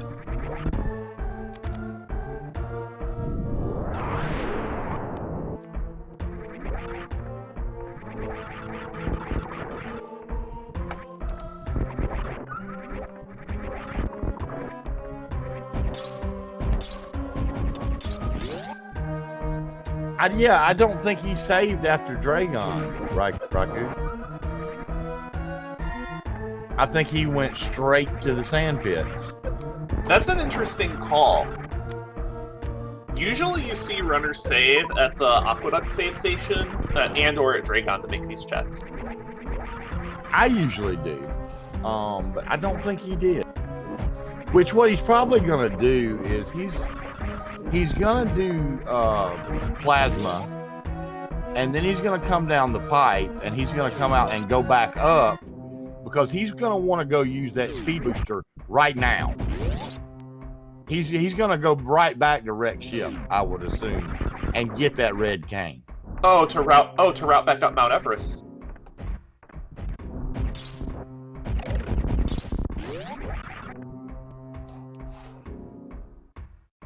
Oh my God.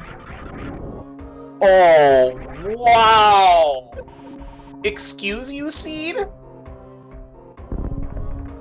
Okay, so what do we need now? He's gonna go get red cane. We need what? Some medallion? Medallions, hookshot. Medallions, hookshot, and hammer. So that means that TR is almost certainly dead at this point.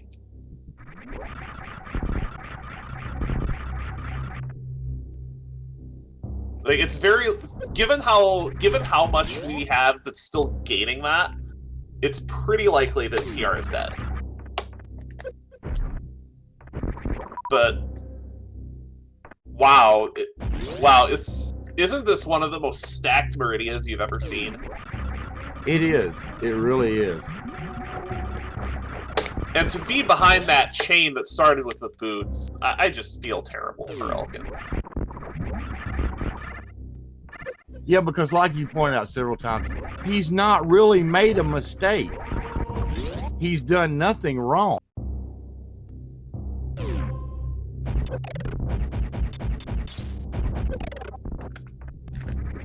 This is actually reminding me of the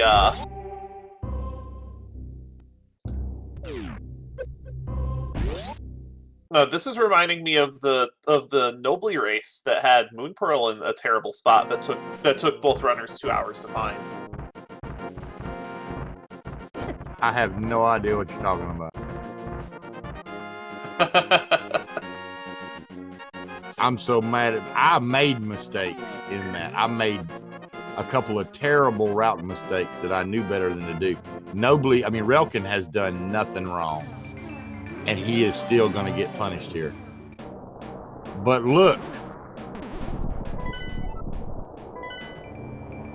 he's going back to Hera. I think he's just about out of checks though, and this might be a little too late. I think what would, and there's not even a way for him to, right? Because we don't have a hammer. This is just terrible. I'm not talking to the players. I'm talking to the item location of just the boots being here. That is the thread. That is the thread holding the seed together. So that it takes a cold check of Hera, Crystal Hera at that too, which is something you typically see runners save for when they're in go mode, to get, of all things, Pegasus boots that will unravel the seed.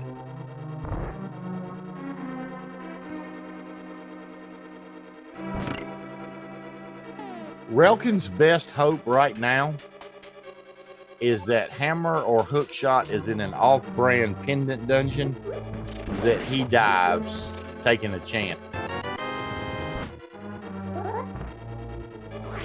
Like I would not be surprised in this position once he sees how much of the game opens up just by this cascade. I would not be surprised to see him rush ice, because he's got to feel behind.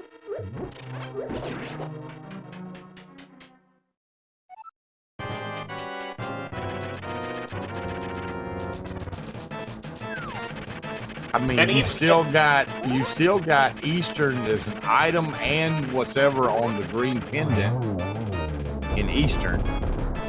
You have what ice is a pendant, and what's the other pendant? Thieves. It could be. If there could be something like a hook shot in Deep Thieves. I've seen hammer be on blind in pendant thieves. You know, there are still some possibilities.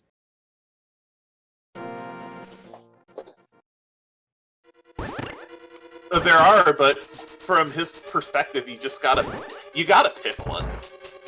Yeah. Which he'll follow the boots. He's gonna know to go back to Desert. He may check, Bonk Rocks and Kingstown. Especially Kingstown.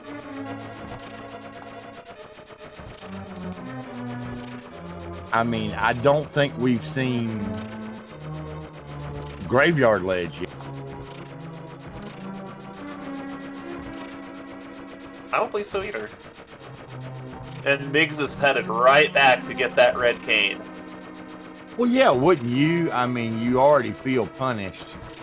Even though you had to do it, you feel punished by that double dip in Rex.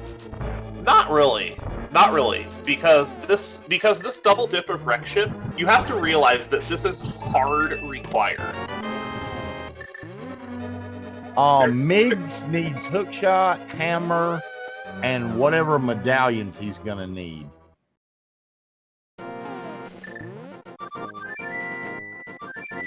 So you have to think about it this way. With the item set, I don't think there's any with the item set that was available. I don't think there was any amount of Suitless Meridia that would save you from this mess. Yeah, no, you have a point there. So no matter what, this double dip is hard required, and if Migs realizes that, that might actually ease some of the tilt. Because I can definitely tell from the way these two have been playing in the last 10 to 15 minutes that both of these runners are very, very tilted by the seed. And Relkin, I would not be surprised to see him get very, very tilted by this gravity suit.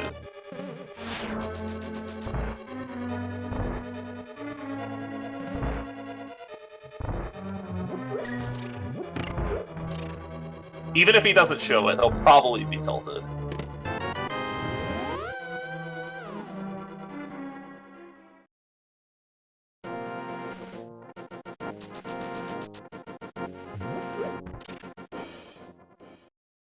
It is.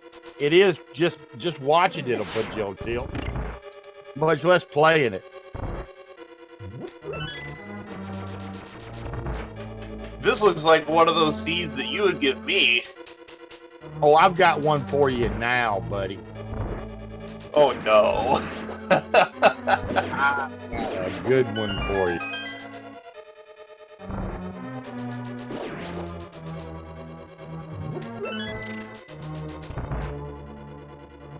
Well, thank you. Thank you.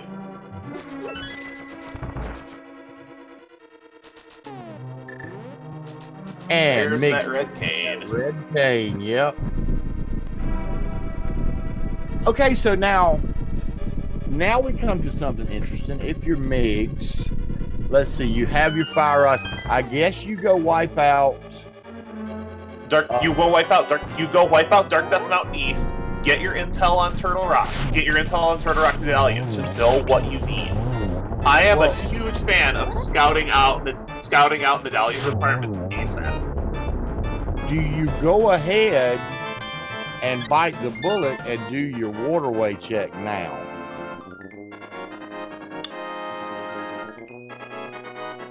Okay, here's what you do. You transition, when you go to Death Mountain, you transition, save at Business Center, do Waterway. Because you're going to want to go back to Death Mountain anyway, so you take advantage of that save that you would normally use to check ice, to check Waterway. And if it's nothing, you slam on that reset button on your Super Nintendo and climb that mountain.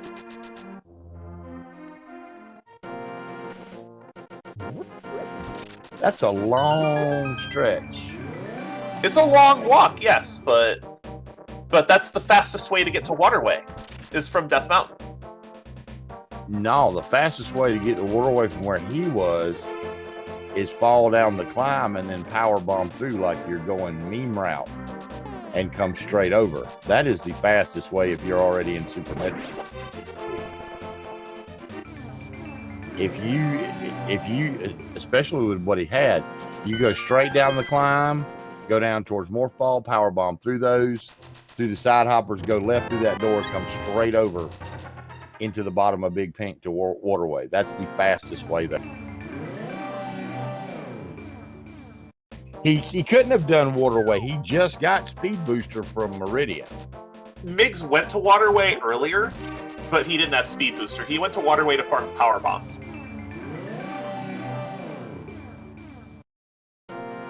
But Relkin is doing this. He might be saving that for when he goes. He might be saving that Waterway check for when he goes up to check Dark Death Mountain East and Turtle Rock. I think he's just getting more. He's getting his. Oh wow! Did you see that? Hook shot for Relkin. If that leads to Hammer, that helps him a lot. If that leads, I think that has to lead to Hammer for him to really have any shot at winning this race at this point. Oh, he went from Meridia to Waterway to wreck ship. Okay, thank you. It was a reserve. What is with all the vanilla items in the seed? Hello? That's the third one. That was the vanilla magic cane. Does this seed have a sense of humor or what? And Migs doing the head check. Oh boy. Let's not eat. Head is dead. Well, the only thing that could have been there was a medallion, I think. And look at this mushroom. Mushroom behind cape. Hey, with this seed, I mean, you know, you're gonna go get it. If this mushroom leads to the hammer, then this seed just needs to be distributed in Discord. I'm sorry. Just subject every person who likes doing trolley seeds to this nonsense, because this is just nonsense. I'm sorry.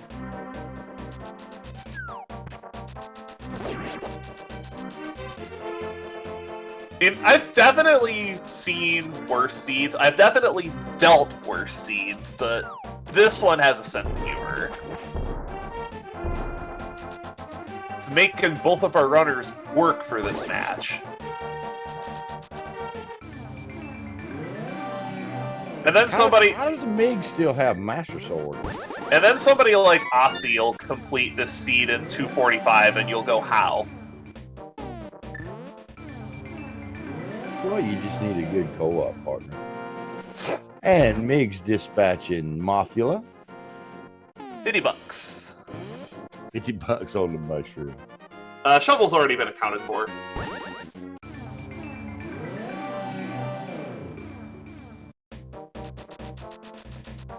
Have we seen Catfish yet?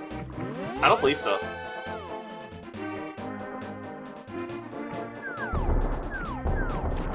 Okay, and relkin, yeah, taking the back way Meridia. This is such great routing. That Dark World Whirlpool, you never see people use that, but it's so useful in just niche situations like the one that relkin is in.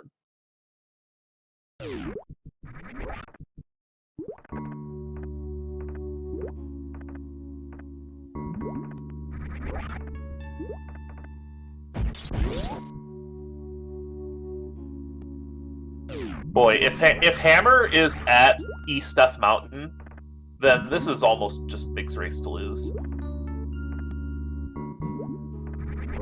Unless it's in Hookshot Cave. Because right now he doesn't have Hookshot.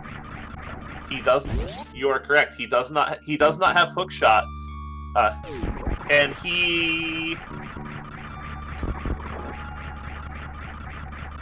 he can't, and as far as I know, he can't hover that gap yet, although he has been learning.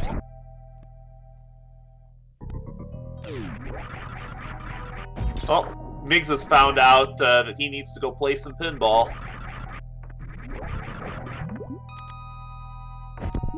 As relkin has discovered the speed booster, and will likely find out just how much he's been missing with that lack of gravity suit. I'm just hoping he doesn't take a chance after he finds an item or two and just ditches Meridia. Because he's going to need to full clear in order to find everything. Just because everything was in just the corners of Meridia. Yeah, right now what he needs to hope for is that Hammer is in Hookshot Cave, that Migs does not do what it looks like he's about to do. Migs is in the area. His routing has just been... Both their routing has been on point for the information they have. It just came down to Migs getting lucky and checking Hera. Migs never checked this.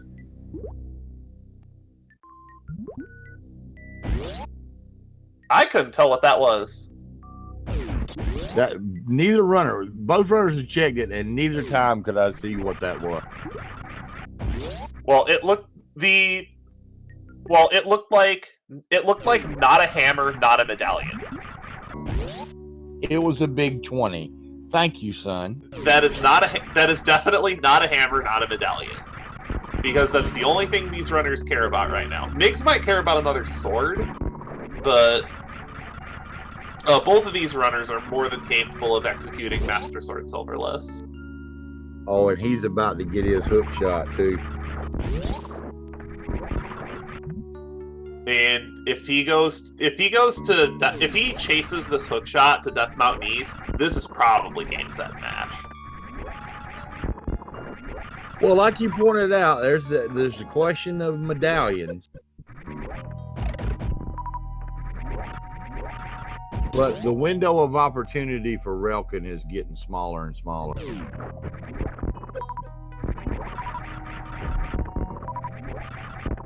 And this is what happens when you have two runners that are, I dare say, almost equally skilled going at it on a wide open seed.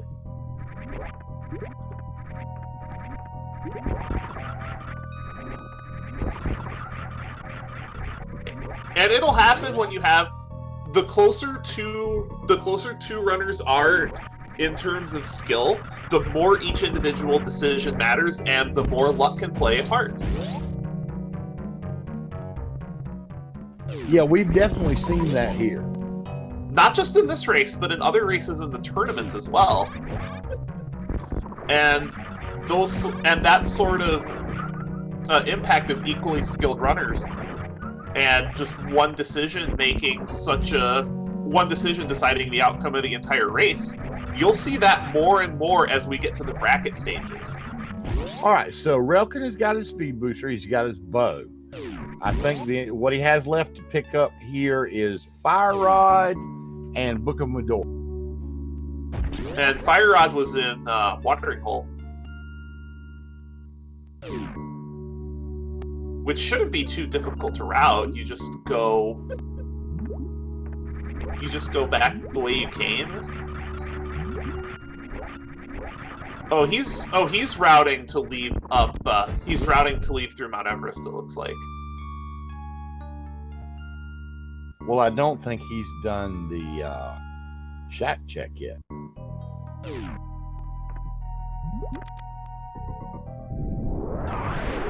No, he's gambling this. I think he might be just gambling the shack tool check, which I certainly don't blame him for. And it's a good gamble. We happen to know that it's not squat.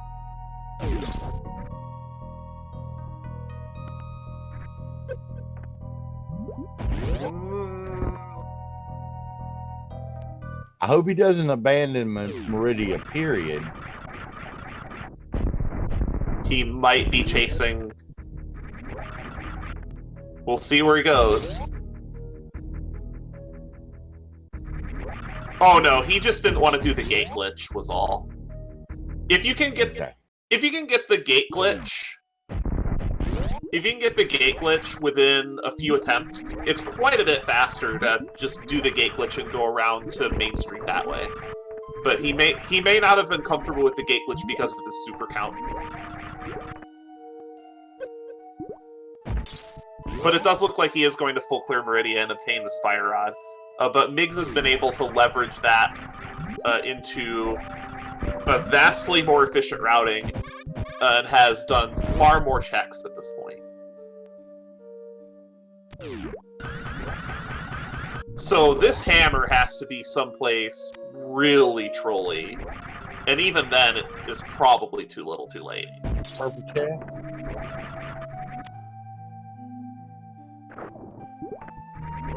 And there could also be a trolley medallion as well. Their tablet.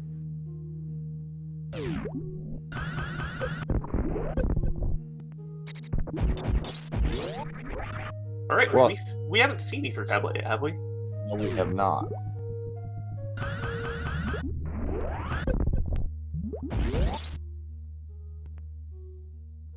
Because I tell you what, if there's a medallion on either one of the tablets, that could do it.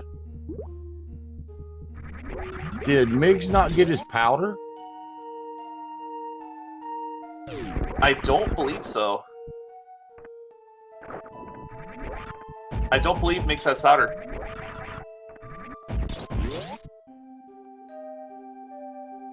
That's Silver's. Yes, it was. What a spot for those. Powder was a while back. Yeah, Powder was early. We just haven't seen it checked because they don't have hammer. Migs actually gave up his Dark World portal to get that powder check in. With Flute, it's not as big a deal. No, it's not. I'm just saying that's what he had to do. If you don't have Flute, then it's just awful doing that check.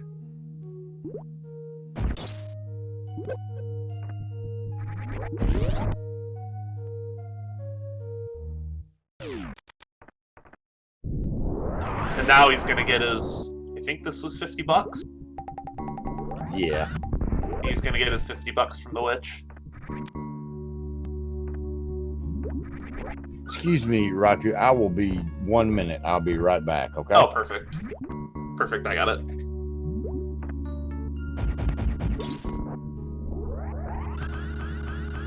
So at this point, it's looking pretty likely that this hammer is on Death Mountain. And Migs is fluting away.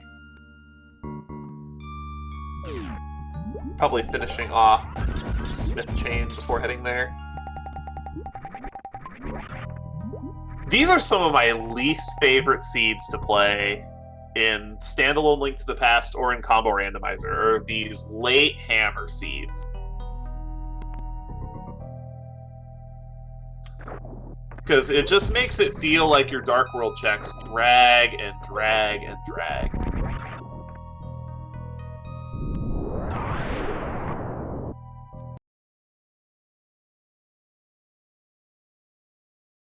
And Relkin just finishing up some Meridian checks before presumably heading back to Link to the Past.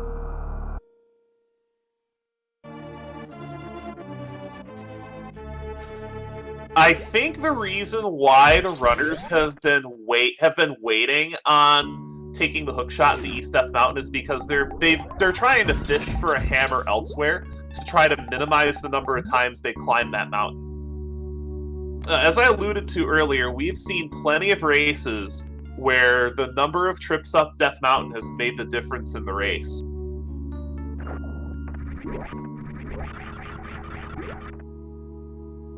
And Relkin saying no to that mail upgrade. Confident that blue mail will be enough.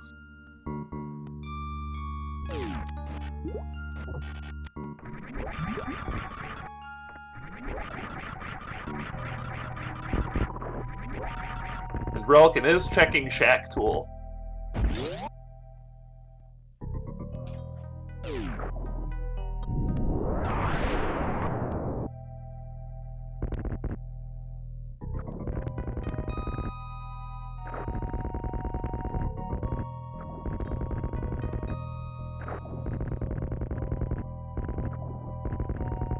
Okay, sorry about that. Did I miss anything? Not particularly. Just Relkin saying no to red mail.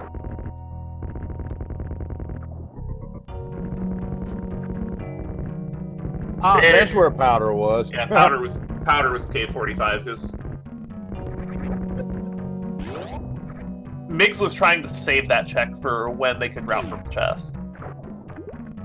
And you know what? This is interesting. Migs right now is doing checks that Relkin has already done.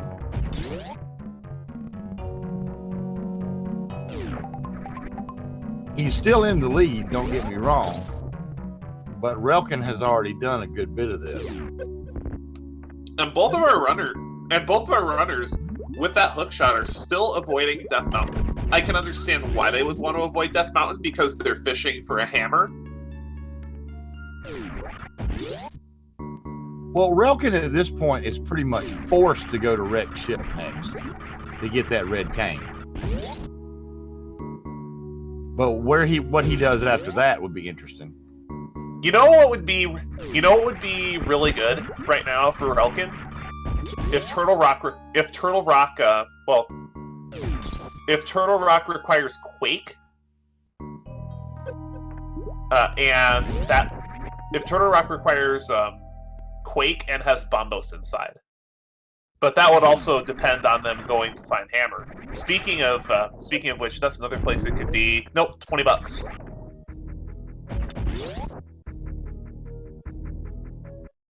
But it's really going to hinge on who finds this hammer first, and it's pretty likely that it's up in Death Mountain. But for Relkin's sake, he needs to hope that this hammer is someplace trolly. First chest of swamp, Relkin has actually already checked it.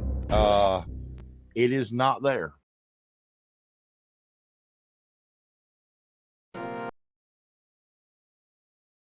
And Mig's going to get high jump boots and not much else out of Hype Cave. I believe the back of Hype Cave was just 4 missile packs.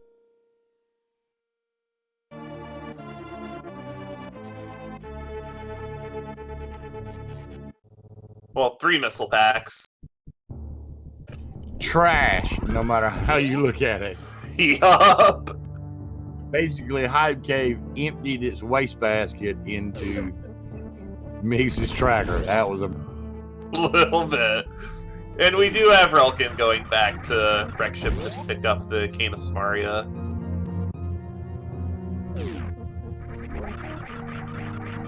Now, is this an ice? Oh no, this is pod. Going to pod. Now, Relkin found nothing in pod. The only thing left for him was Bollock stuff. No, this isn't pod. No, it's not. Is this catfish? Well, Migs hasn't done pyramid or catfish yet, I don't think.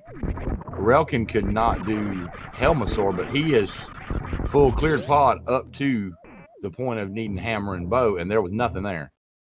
Oh no. Is there anything stopping Hammer from being in both side pod? I don't think there is. No, there isn't.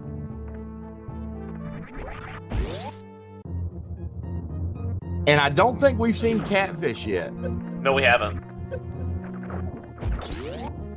This one check up here, this is one of the reasons why there is a camp that says avoid early Zora.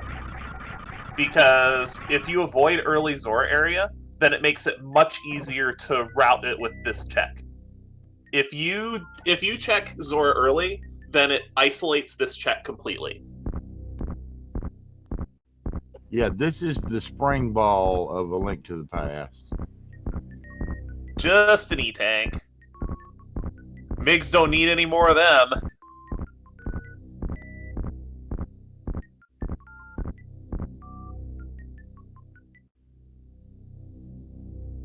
And he's got his hook shot out. Here we go. All right, this moment here is probably going to decide the race. There's still the matter of medallions, but it's looking very, very likely that most, if not all, of the medallions are going to wind up being hammer locked in some way, shape, or form. And Relkin picking up his red cane. But I think the best case scenario for Relkin at this point is if Turtle Rock requires Quake and has Bombos inside, because Migs still does not have Quake. And Quake was early. Where was that? I am trying to remember where he found Quake, but it was very early. I think it was in Super Metroid somewhere. Huh.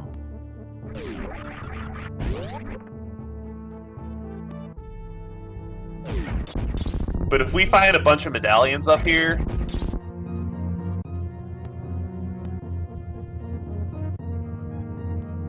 I mean, Hammer is almost certainly up here. There's Wave. Well, there's Wave, so definitely full beams for Super Metroid. Setting up for a bomb jump. Very well done. Relkin taking the time to go ahead and top off before he leaves Super Metroid.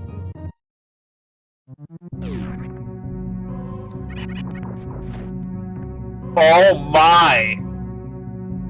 That's such a bad location for Hammer. floating island hammer. What a seed. And it's not even over yet. We still got medallions, but...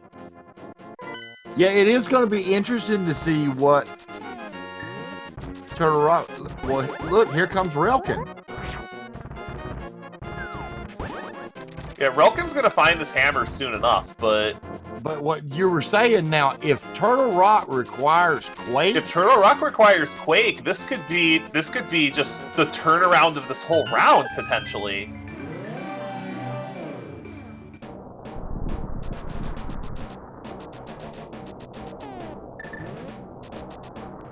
This is a huge moment. And no offense to Migs, but I'm almost hoping it does because, man, this turns this into a race, right? Oh, yeah. Migs, when you watch this back, don't cuss me. Sorry. Nothing against you, man. I don't even know you. I like it just fine. I just like a tire race. I do too.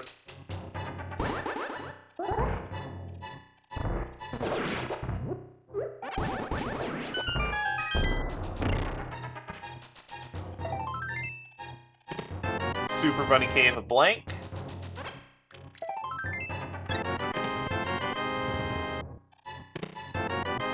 Now, Relkin's got full beams. And we're gonna see that check now. What is it? What is it? It's Quake! It's Quake! It is Quake! It's Quake! It is Quake! Oh my god. This is absolutely insane. This just turned into a race now.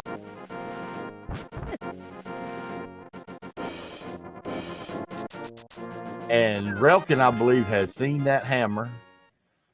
And Hookshot Cave coming up. Hookshot Cave is blank. Hookshot Cave is blank other than this hammer. Now, the hammer does open up Spike Cave, hammer pegs, and some various other things, but Relkin being able to go straight into Turtle Rock is huge. Relkin almost has to dig Turtle Rock here. Because if Turtle Rock has Bombos, then Relkin goes from being almost hopelessly behind to in the driver's seat. Absolutely. And this is what makes Randomizer so exciting. It can turn around just like that. And here's Migs. He's going to check Spike Cave. He's checking Spike Cave.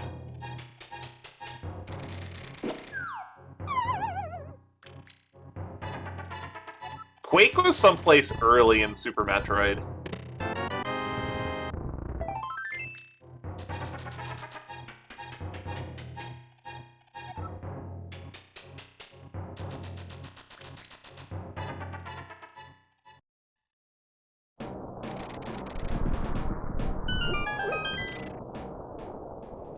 I almost want to go check the VOD to see if I can figure out where this Quake medallion is.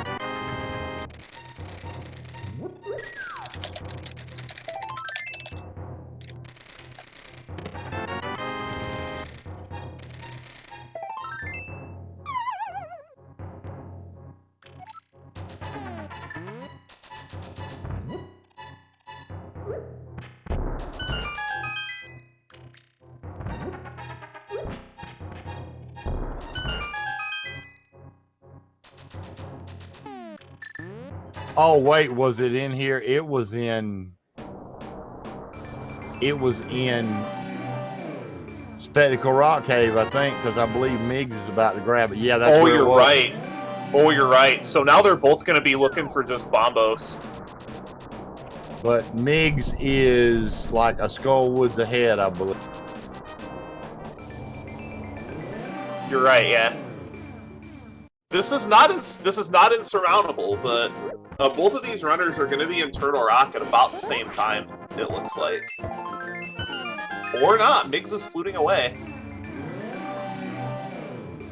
Migs is fluting away, and Relkin is committing.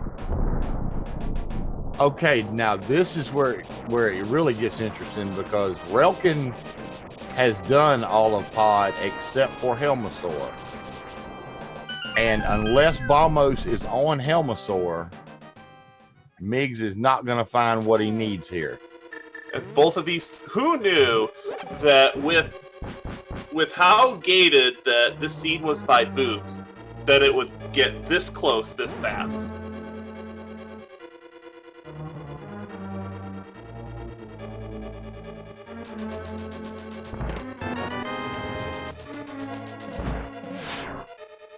It's the hunt for Bombos.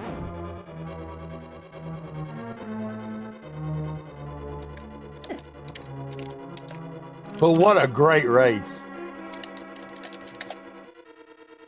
Like, we were so close to calling Relkin out of this race.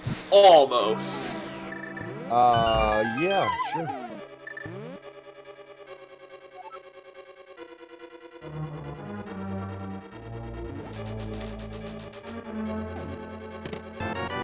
So it's just whoever finds this medallion first.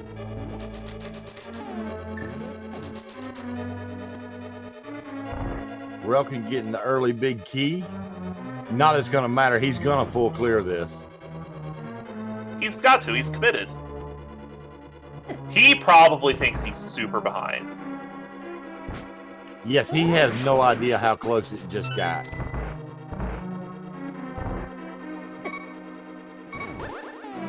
Careful!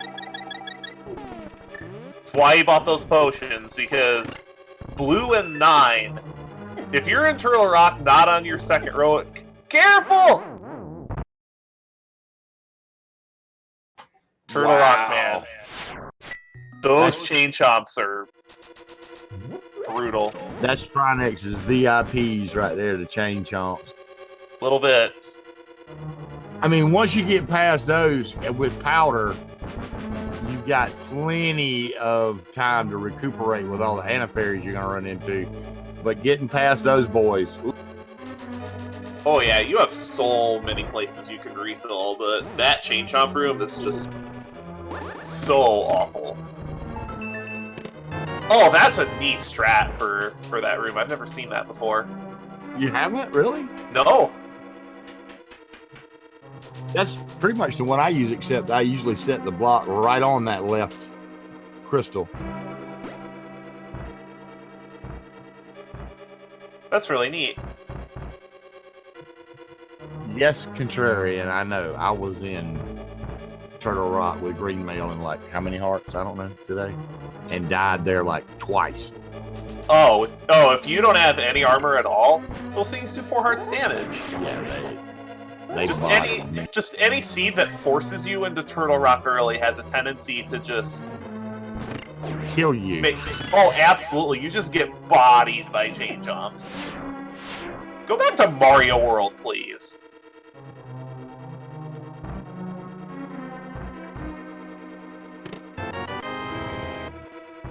That's all the bottles. I bet he wishes it was full. Yeah, unfortunately, as of version 11, you will find every bottle empty. Thanks, Total.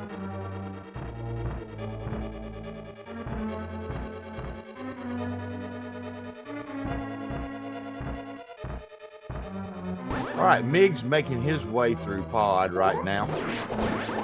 Again, he's not going to find anything of consequence until maybe he gets to Helmosaur. Helmosaur, yep. And we're seeing a Mimic Cave. We will be seeing a Mimic Cave, chat.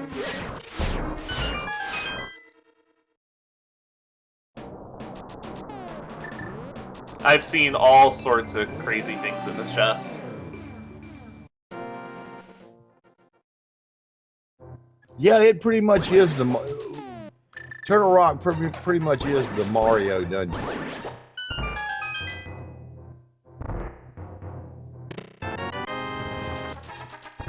Red meringue. Not what he was hoping for. Wait a minute, what are our 2 red crystals?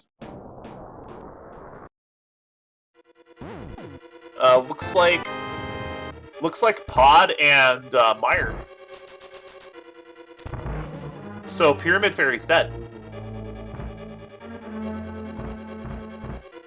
that ends that really quickly.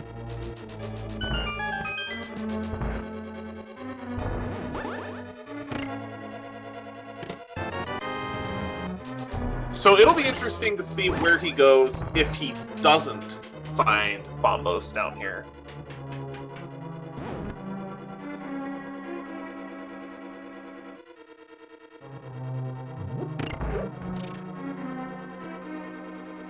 So now the question for this seed is JTN's words prophecy or not?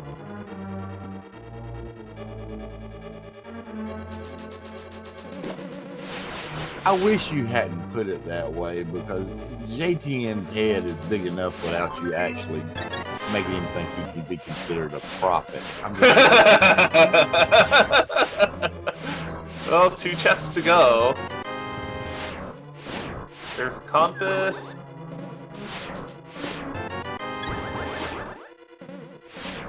And the heart container. I'm pretty sure Relkin's relieved to finally have a second row of hearts started. no kidding. All right, and Migs about to start his fight with Helmasaur. So we may be seeing dual boss fights here.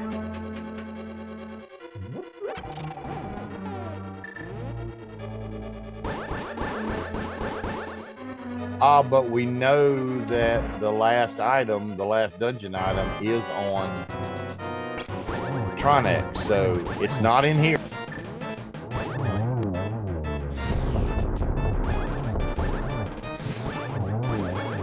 Just a garbage can. So both of our runners coming up blank on that Bombos here. So now do we want to trust Algernon's words of wisdom about how Pendant Ice Palace is guaranteed value? Crystal Ice Palace always junk. Pendant Ice Palace guaranteed value. I'm heading to Swamp if it's me. The Swamp is a good play at this point, yes. But it really depends on how far ahead or behind you feel. Because this is what I tell people doing combo randomizer against runners that are this caliber is you really suspect that your opponent probably gets into go mode around 215, 220, 225. These runners are going on 230 and neither one of them is in go mode. So this is nervous time. Migs, meanwhile, is playing the numbers and going to Swamp. This is what you do if you feel you're ahead, is you play the numbers. If you feel you're ahead, you play the numbers. If you feel you're behind, you take a chance. Oh yeah, I guarantee you Migs feels like he's ahead. The fact that he dipped and did not go straight into Turtle Rock told me that. And that's going to wind up paying off for him. Because Turtle Rock, as we know from Relkin's side, was a blank.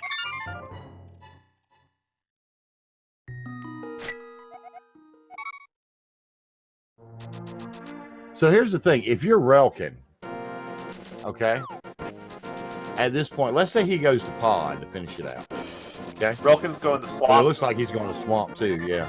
This makes sense. Do you go ahead and when you go to Pod, do you go ahead and run in there and knock out Eastern, get the last item from there and the pendant?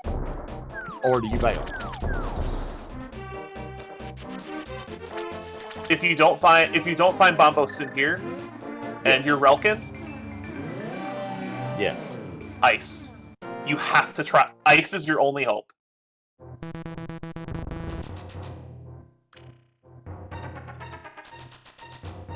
Like if you think you're behind, go to Ice Palace because you know that your opponent isn't going to want to go there. No one wants to go to Ice Palace. I know, it's a hard call, but finding that last item is always a hard call, and it requires it requires a lot of judgment, a lot of experience to be able to make those tough calls.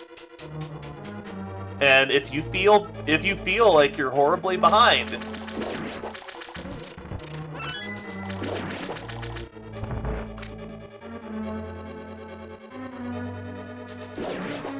well, Relkin's saving a little time because he's already done the front here a little bit, so he'll be right behind Migs. Yes, this is the match between the two undefeateds. And they're only a couple of rooms apart, but Migs is ahead an entire Skullwoods. You welcome, Brett. It's been a race, man. It's been a real roller coaster. Almost whiplash-inducing, this one's been. Migs did the flutter key, but he's gonna do diver down. Nice.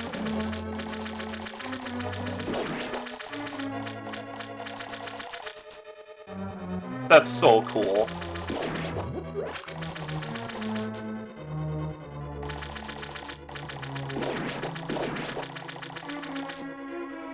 I think that piece of tech is only a few months old. It's not very old. Game's been around almost 30 years and we're still finding new things. It's amazing.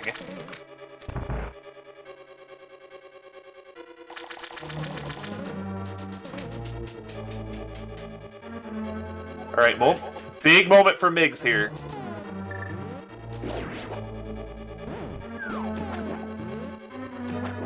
And no. Nothing. So if Relkin decides to skip left side swamp, this could be a big moment for him. And it looks like he's committing to do that. Big key too.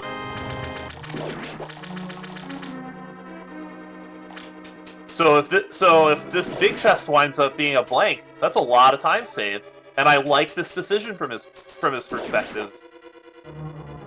Skipping left side swamp is almost always a safe one. Especially when you're only one item from go. When you're one item from go, skipping left side swamp it's fine. Except for that one time, you know. Oh, the time when it had morph ball, got it. Yeah, that time.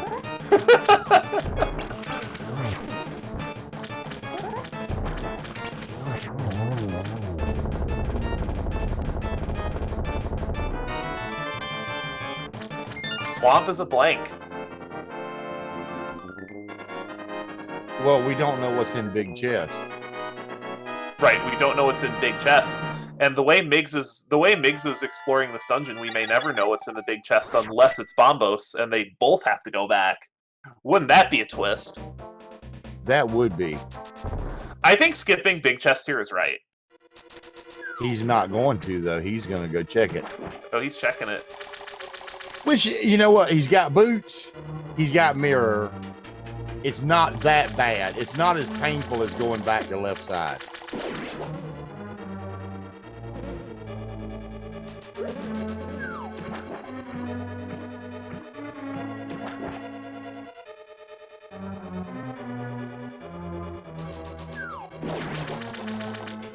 Alright, what is it? E-Tank. And he's skipping left side. And the quest continues. So where are you going, Ruffin? This is a Bombos tablet check. Yeah, after that. Ice, ice, ice, ice.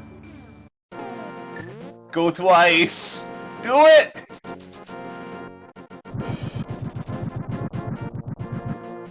That was a tasty one cycle. I did not comment on that, but I should have. That was a tasty one cycle there.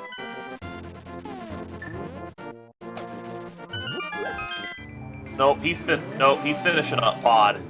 And while you're here, buddy, go finish Eastern and turn in that green pin. Raiku's probably right, but do it anyway.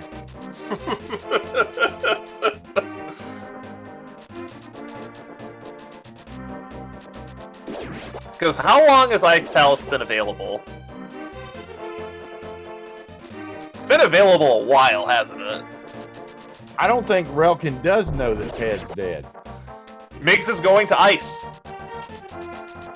Well, here we go. Watch it be first chest in Ice Palace. Because how long have we had access to ice? We've had access to ice for... Well, full access to ice just since Hammer.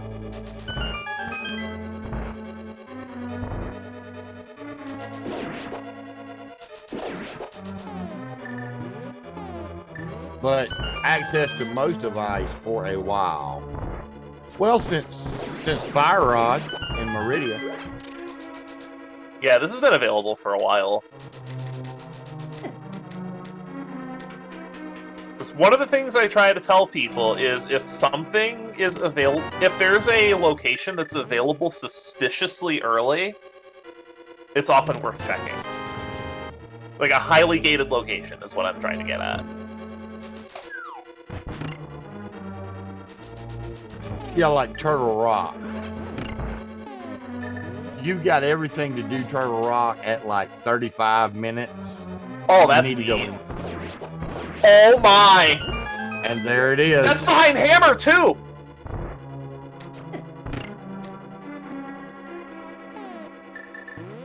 Migs is in go mode. Kana Samaria OP ban.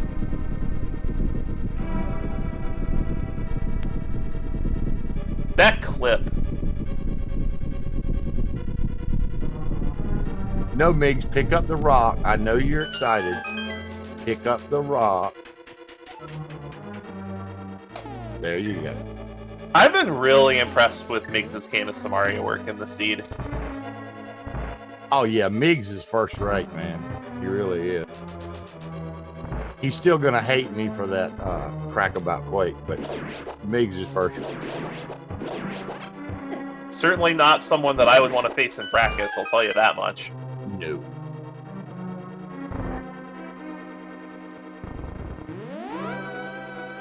I mean, all the people that were in top quartile are so scary.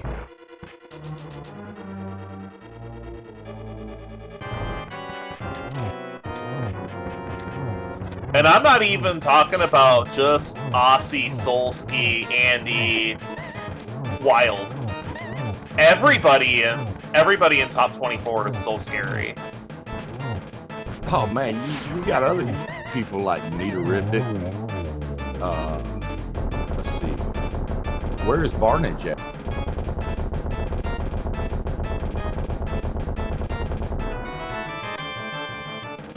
Bressingham. Bress, where are you at? Aren't you in top? It'd be pretty easy to check. Well, he's here in chat, which is why I'm asking. Yep. Yeah, he got good, scary quick.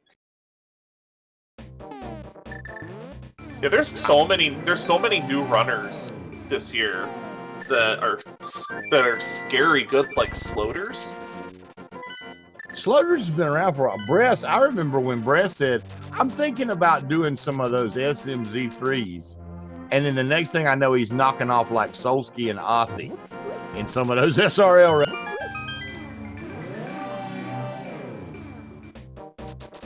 No, specifically because Sloters is more known on the Super Metroid side, and only, I want to say, recently got into the Link to the Past side. But yeah, Barnage is top quadrant. He's rated above me. Yes, it is breastwork. 10 points for that.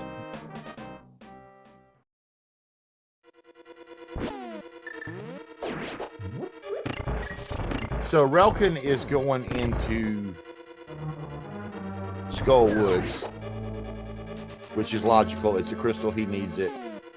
But we know that he's going to have to go into ice.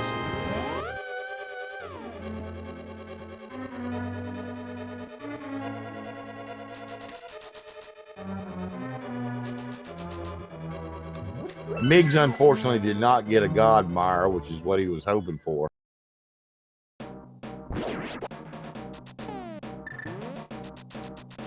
But at this point, this is his race to lose.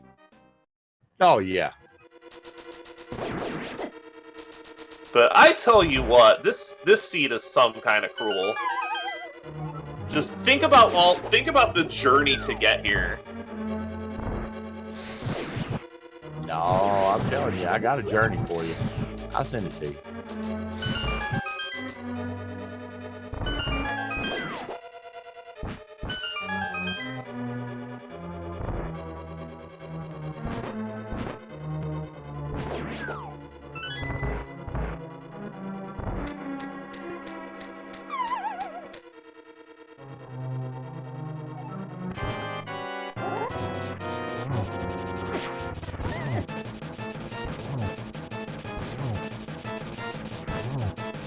Dante, you and Bress race next. Oh, that's gonna be a good. Oh, that'll be amazing. Dante is another runner that has improved so much in just the last few months. I remember when Dante started with the SMZ3. I do too. I do too.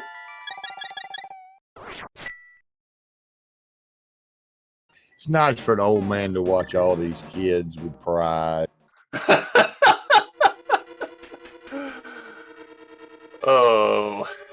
Oh, certainly.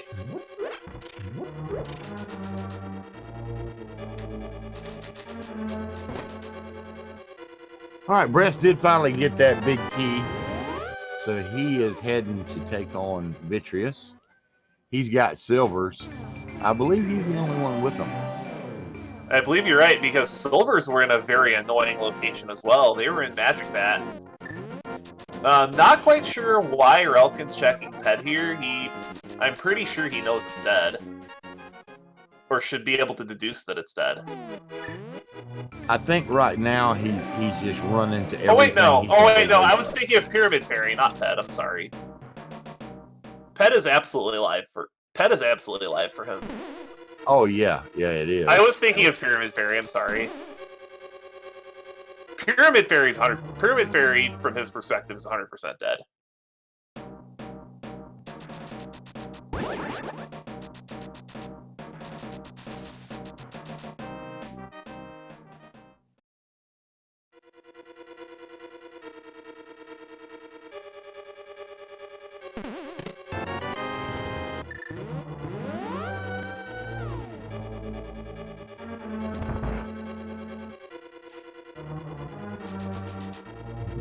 So based on what dungeons he has left, it looks like if the Ganon's Tower light... nice spot for that. So depending on how friendly the Ganon's Tower Big Key layout is, Migs could still potentially sub 310 this, which is pretty mind-boggling considering... This seed, yes. Considering this seed. But he stumbled into almost the perfect route for this one.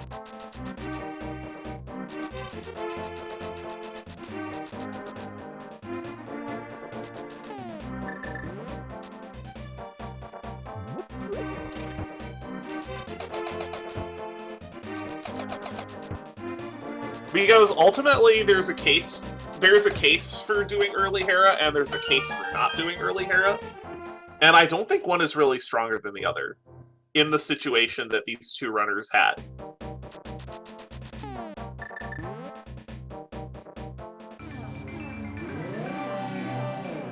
But this seed definitely did reward the runner that did more thorough checks, and Migs definitely did more thorough checks the entire way through.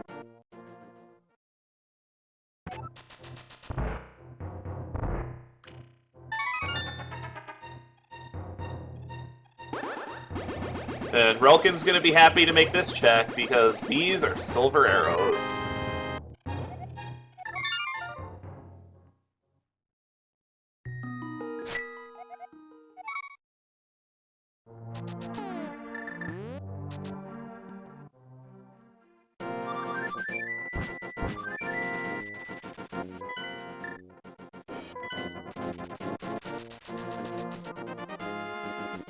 And here's the play to Ice Palace. And we've seen Relkin do Diver Down, but does Relkin know the other Samaria clips? I'm pretty sure he knows Icebreaker.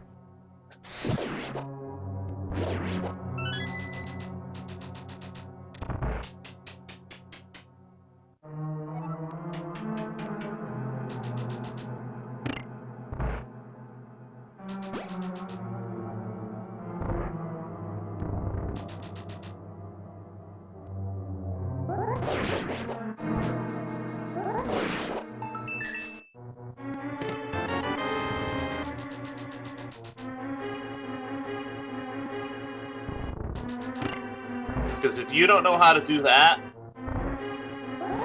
It's going to be a minute. So long. Okay, he's going the standard route.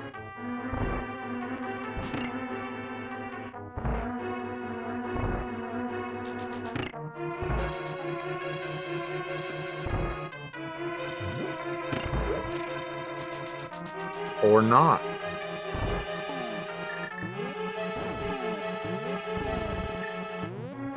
No, it looks like he's going for it. Oh, he had it, I thought. Yep, he's got it. Nice job. Very well done. It is. And let's go for Relkin. Just a little too late. Oh wait, maybe it's a little bit closer than we thought because Relkin already has Turtle Rock done. Yes, he does. He has. Well, it's not a Godmire, so he's not going to be able to just zip through this. Migs still has the lead, but it may come down to big key layout. I don't know. I think Migs has a little bit too much of a lead. We'll see. We'll see how quickly, because even though Relkin does have a slightly shorter dungeon left, he will need to climb the mountain again, and that takes time. Yeah, that's what I was saying. I think Migs has too big of a lead at this point. And I mean, both of them are so close in execution.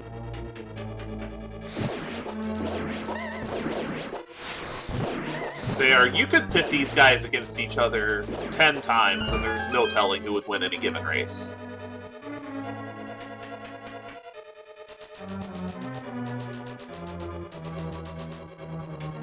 This whole group has been exciting to watch.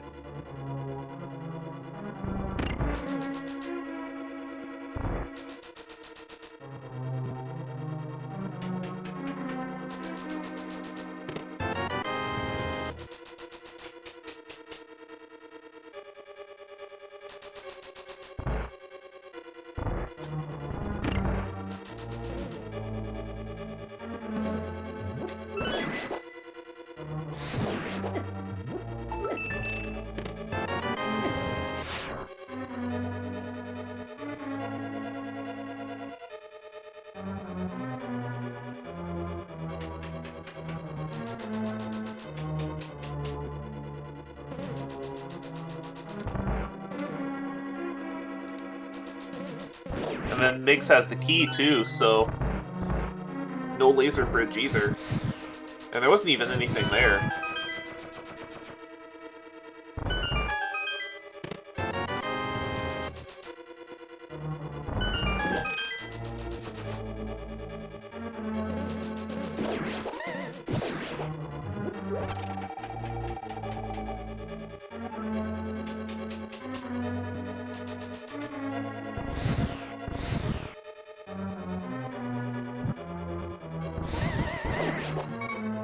But you are right. You are right. Migs' lead is measured in minutes.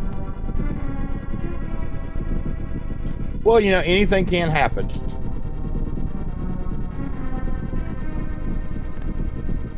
I mean, left versus right could make up a significant portion of that time as well.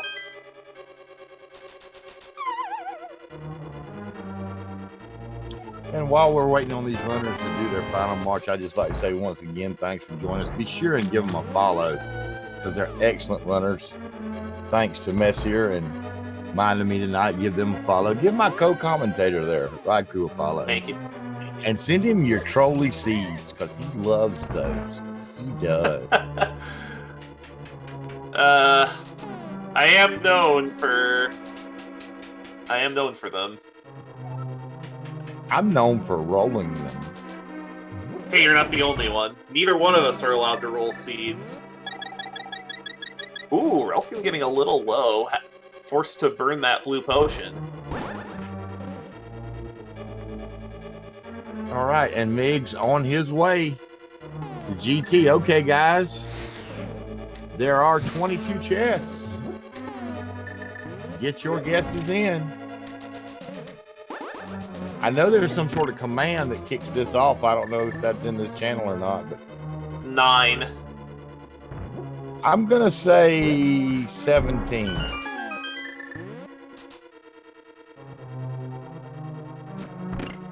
We will see.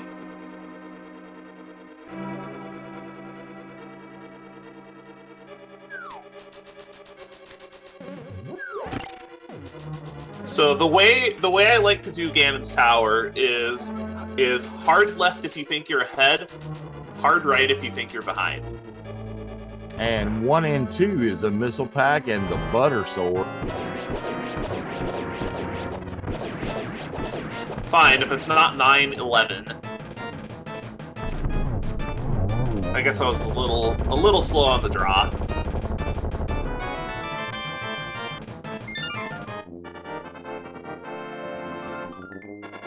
Now both of our runners up to 11 bosses.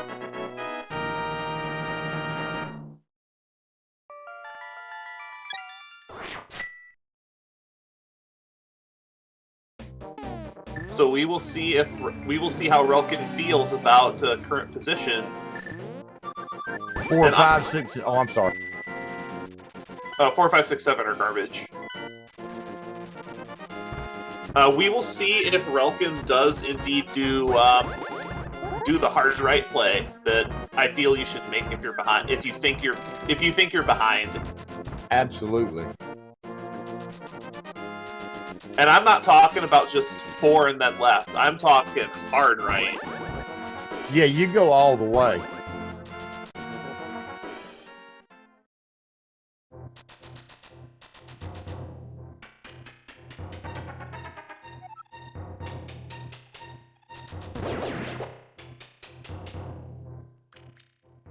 And even if Relkin does guess hard right correctly,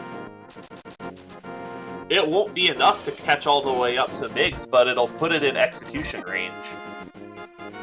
Number 9, just a big 20.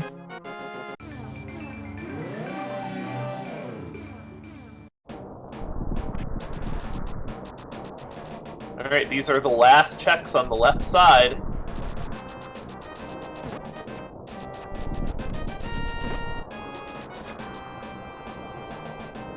Chest 10. There it is. That's bad news for Relkin. That's basically GG at this point.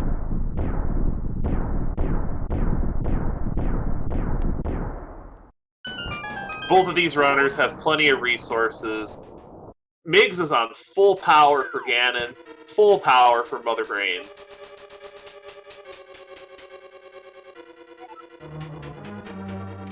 I still like Relkin is going right. Well, Relkin is checking Hope Room first. No, Relkin's going left side, so this will be the optimal way to get to the big key. Well, he couldn't continue going right. He had no key, but if he really wanted to commit to right, he could steal this key, but that's a bit of a stretch. I would never consider stealing that key and taking it right. That just eats into the time too much.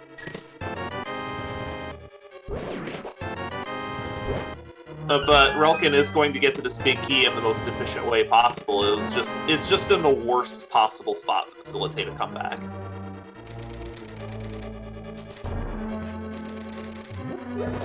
Look at this gauntlet management by Migs with the silver arrows. You see a lot of people do this with Fire Rod. Yeah, this room that he's in right here with the Stallion, I hate that room more than anything else. Because those little jumping things. Yup. Yeah, fill in the blank.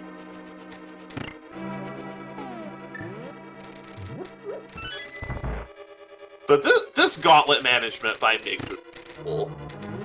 Yeah, you could make a tutorial video off of this.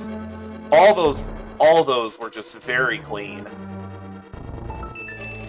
And a one-cycle Landmos too. Very well done.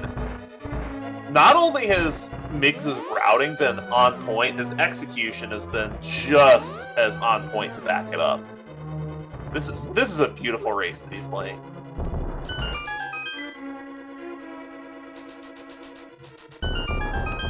Both of these runners have played well. It just came down to who sniffed out the Pegasus moves first. And you know, you got to give Relkin credit because he was behind quite a bit, and it is pulled back to this close. Oh, absolutely. He's just, what is this, about 2/3 of the Ganon's Tower climb back? Yeah, I'd say he's what, about 2 minutes behind? Two maybe 3 minutes? That's not that much, all things considered. 3 minutes is considered close for these kinds of races.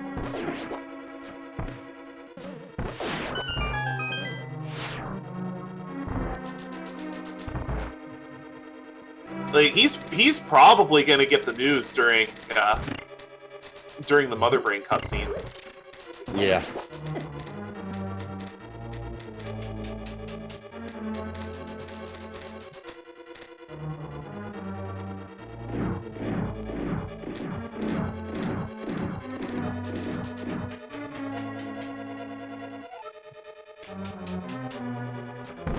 And Migs having to go back and get a key. Oh, did he not come up here with enough keys? Everybody's done it. So Migs went through that door at 2:55:27.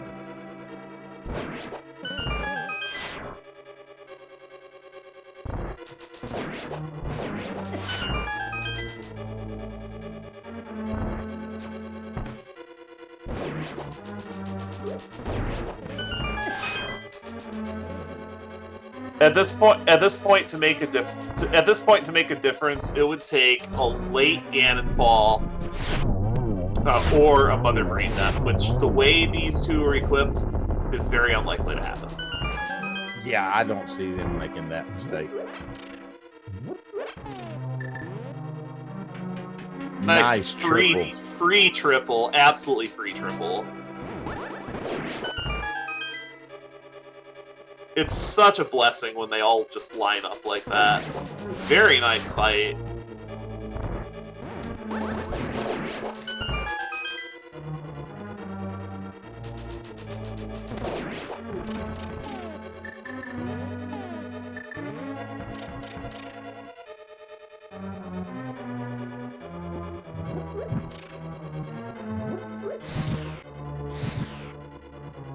And Migs will be moving on to the Ganon fight, which should be no problem with Silvers and Buttersword. You see him hover to the center of that? Yeah. Now he's just showing off.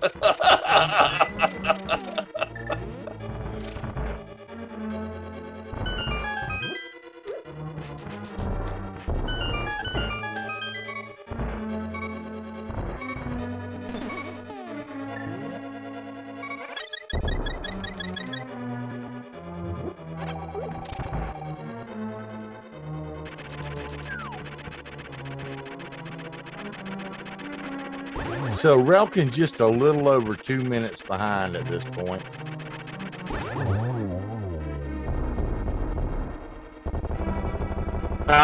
If this were silverless, it would be a lot more up in the air. But with both of these runners having silvers, it's just too much to overcome.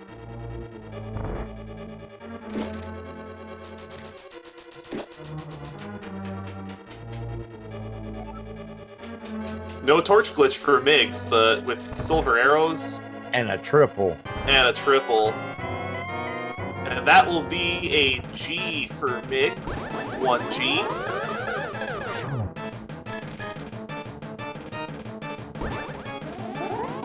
Aga 2 not being anywhere near as kind to these patterns. Hello, Aga?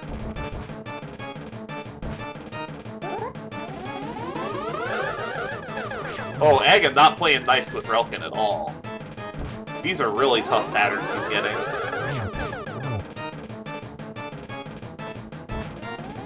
Very nice double off that pattern. That's not easy.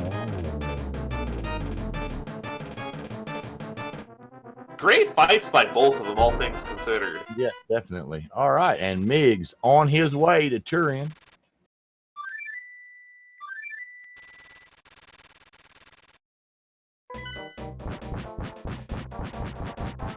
This should be a sub 310 for him.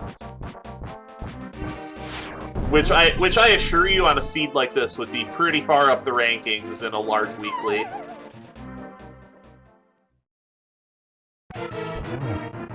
Look at all them missiles Migs has.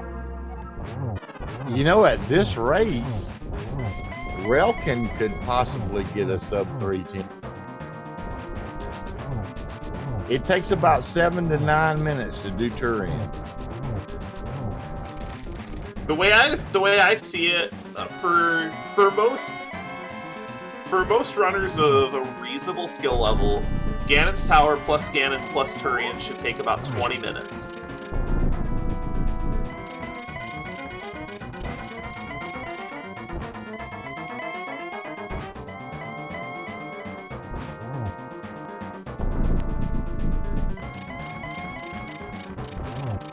Now Relkin's turn for the Ganon fight, getting quite a few warps.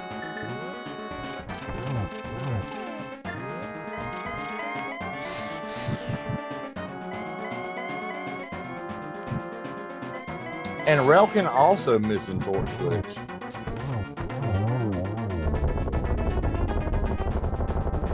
Oh, he's gonna...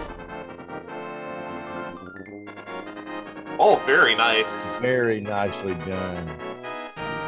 Both of these runners with fabulous Ganon fights.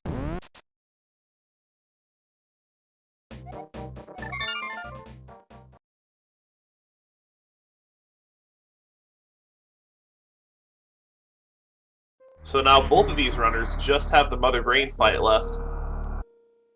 But Migs is an entire set of Metroid rooms ahead.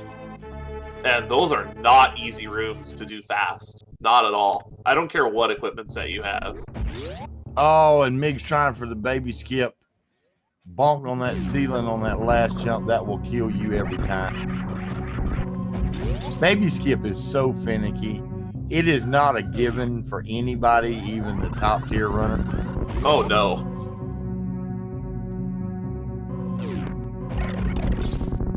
Yeah. Well, Relkin's sporting a full set of E-tanks. Migs is only minus 1. Relkin at 150, 70, and 30. Nice 100% seed. What pretty much was. Like, I just don't understand how you don't 100% the seed. With where everything was. It just had everything. Just progression. Early Hera progression. Pendant ice. Plasma required.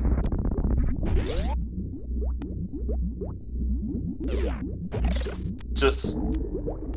I'm sure both of these runners are going to want to have quite the discussion. Migs pulling off a nice appetite skip. And speaking of endgame skips, both of these runners should have plenty of energy for stand-up. Oh, yeah.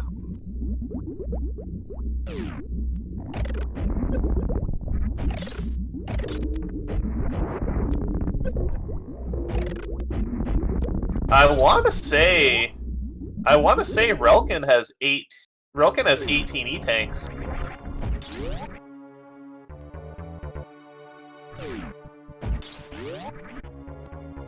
We'll find out in a minute. Because we found a whole bunch of reserves early.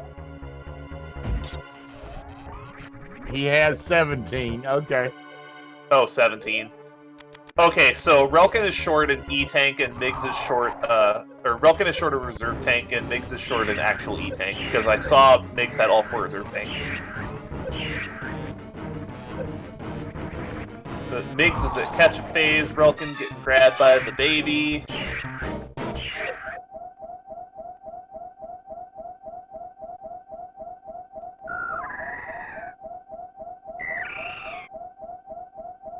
Come on, Relkin, you didn't face right.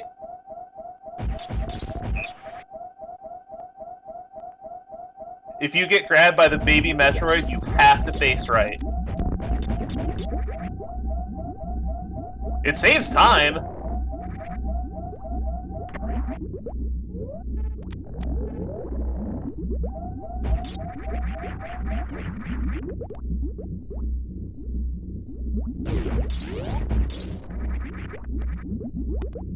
If you face right after the okay, so what facing right does after you get grabbed by the baby is Samus has fewer frames of animation when standing up, so it saves 40 frames. 2/3 of a second, oh yeah.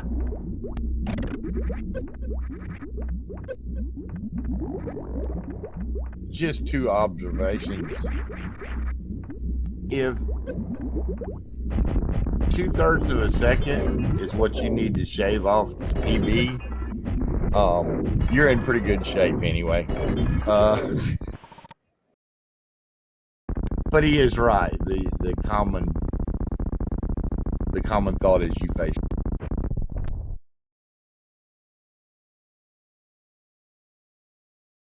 Don't mind me, I'm mostly memeing.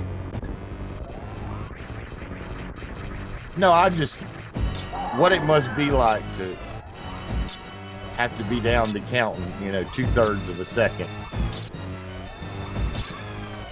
And that's what the people at the top of this game do. Migs will be headed to the escape as Relkin is beginning the Mother Brain 2 fight, so... It just shows you how very close this race turned out to be at the end, despite it looking like it was going to be a huge blowout as soon as we found the Pegasus boots leading to the gravity suit. Yes, you're absolutely right. And you were right about the 40 frames. Don't take what I said wrong there, Rocky. I'm saying I know I'll never be at the point where I'm counting it like that to try to PB. I can't imagine what that must be.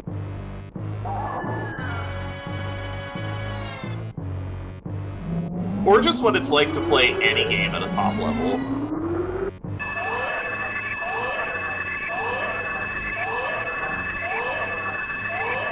Because I know what that feeling's like.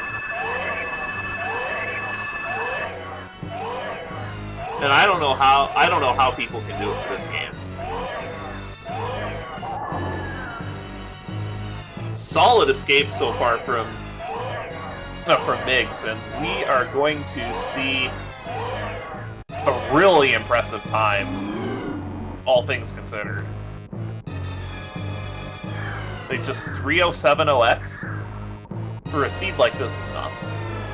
And Migs has done with an official SRL time of 3:07:08. Is that 08? Did you get your GGs in for him? Just what an incredible performance. No one is going to want to draw this guy in brackets after a performance like this.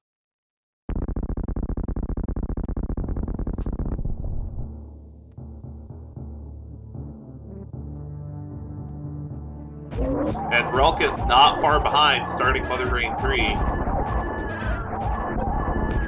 See if we can get Migs in here for some words.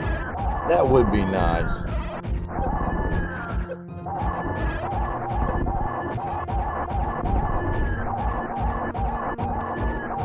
Well, y'all know we had a trolley seed tonight with both trackers nice and bright.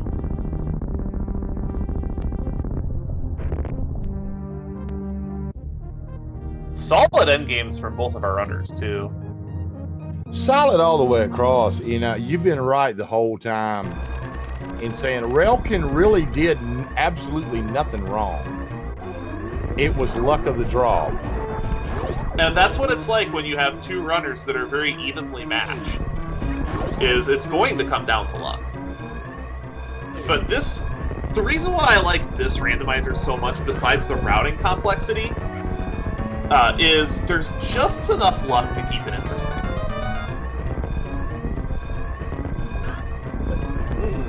Getting caught on that corner. Got a little ambitious with the short charge there, but does make it up.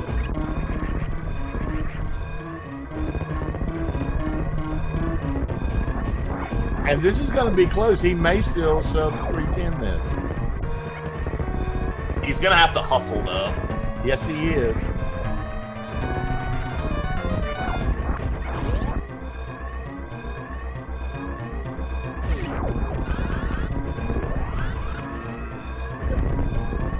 I don't think there's enough time.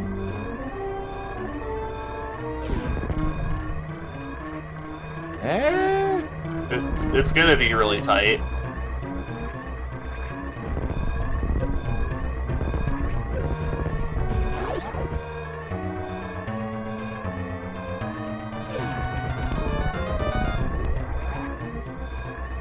If you get steamed too much more. And Relkin finishes with an official SRL time of 3:09:59. Well done. GG to him. 2 sub 310s on the seed is incredible. I can't overstate enough how amazing both of these performances were on a seed that put these two through the ringer. Just big congratulations to both of our runners, especially Migs, who will win Group I. Please follow both of these fantastic runners. Both of them regularly stream this. So if you like what you saw, you're going to like what they stream. Definitely an awesome race. Are we going to be able to get these guys in here?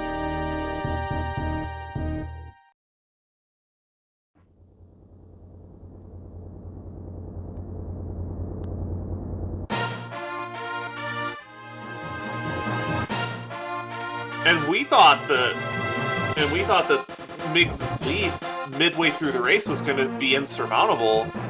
Boy, were we wrong. And I mean, if you think about it, you talk about the luck of the draw. Had that quake been somewhere other than right there in front of his face, he might have gone off on a trek hunting. You know, it was his first check, and it was that quake being behind, or quake being required for Turtle Rock in the first place is part of the reason why this race was so close to begin with. If that's a different medallion, I mean, the medallions were all kind of behind one another in any case, but still.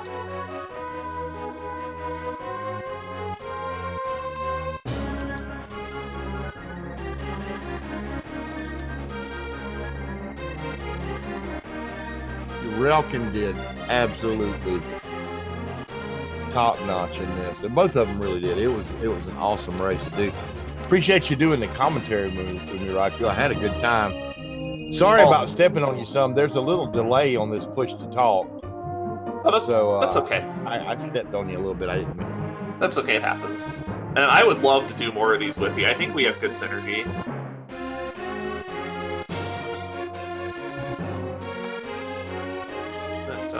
No word yet from them. Yeah, I'm not seeing any sign of them. Oh, okay. All right. Thank you, Migs. So Messier, could you mark them as done so they can get an invite? Because we really want to talk to these.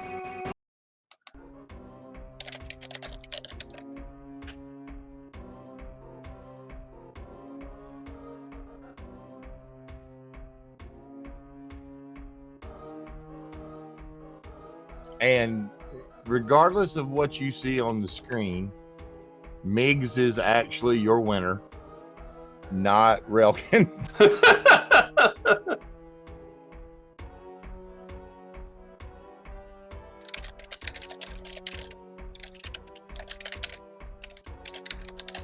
All right, and we have Migs joining us now. GG, man. What a race. Thank you. GG. You're going to want to watch this one back. This one was insane. You're going to be a little upset about a comment I made about Quake, but other than that, it was a great race. Well, I left it behind on purpose. I knew where it was, and if I didn't need it, I didn't have to waste the extra little bit of time to. Well, I'm going to tell you, y'all were talking about, we were watching what the key is you going to Hera first and picking up those boots, because Relkin did not. He went to desert and it was boots locked. And it looks like Relkin's fixing to join us, so I'm going to wait a minute and let him jump in here. Here's Relkin. GG, man. Really good effort. Great race. Oh, thanks. I tell you what, the way you played, you could race 10 times, and every single one would be completely unpredictable. It'd be a complete toss-up each time. You two are so evenly matched. This was a real thriller to call. I saw your comments in the SRL chat, and I'll tell you now, number one, it wasn't an Agaseed. And number two, what started the difference was Migs did the Tower of Hera play early and got the boots. Relkin, you didn't. When you went to desert, you found it boots locked. Migs went to Hera first, so when he got there, he got gravity. And we thought Migs was going to run away with this, but that's not what happened. This Pendant Ice Palace, having Bombos almost facilitated a comeback for you, because it kept both of you occupied with, how do I avoid going to Pendant Ice? How do I avoid going to Pendant Ice? And I had suspected almost as soon as you were done with Meridia, Migs, that the key to go mode was going to be in Pendant Ice Palace. Yeah, I mean, by that time, I didn't have much on the Dark World at all, because I had routed all of Super Metroid by that point, and I think I was still really, really light on the Dark World. Yeah, y'all had a route divergence immediately. Relkin went in to Business Center Norfair first. You started up at the traditional top-down clear. So y'all were finding things. Relkin found his mitts way before you did, but you had mirror and all that way before he did. So it was fun to watch how y'all reacted to what you got. And like I said, what looked like a big lead when it came down to the end, y'all were just about neck and neck. You were both approaching Turtle Rock at the same time. We didn't know what the medallion was going to be. It turned out to be Quake. I had said at the time, I almost hope it is Quake, because that turns it into quite a race. I didn't know you knew where Quake was at the time, because Relkin had already picked it up. You had not. And that's what turned it around. You left and Relkin went in to Turtle Rock. Yeah, I knew it was there, and when I grabbed the hammer, I'm like, okay, well, and when I saw that Turtle Rock was Quake at that point, so I knew I was gonna go and do, the Spike Cave and keep routing in, and then save and quit and go straight and grab the Quake at that point, because I knew I was gonna need it. I was worried at that point that Bombos was gonna be in Turtle.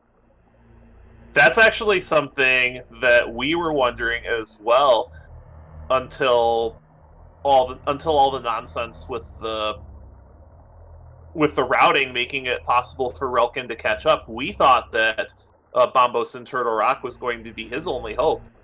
This was one of the hardest races to follow that I've ever called, just because of how crazy the divergence was from the word go, and both of you were finding progression in different spots. I mean, what were y'all thinking? Because both of you were finding stuff that by the time, maybe the first hour, you could go basically anywhere. you know, and seeds like that I have a hard time with because it all comes down to luck of the draw, picking the right place to go. Well, I tell you one thing for sure is those boots definitely make me feel real behind. Just I didn't want to go to Hera, stand alone. It just seemed like a really bad walk up the mountain for just one dungeon and like maybe 2 checks total. And both of us agreed with you. We didn't think that Hera was a good play. And I just want to say that both you guys' routing was completely on point. The difference was just Hera. And that's such a cruel place to hang the seed up, is boots to Hera, to gravity in desert, to Meridia being completely loaded.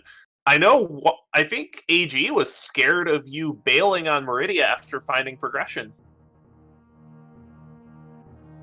Yeah, I figured you did feel behind because I would have after finding those boots.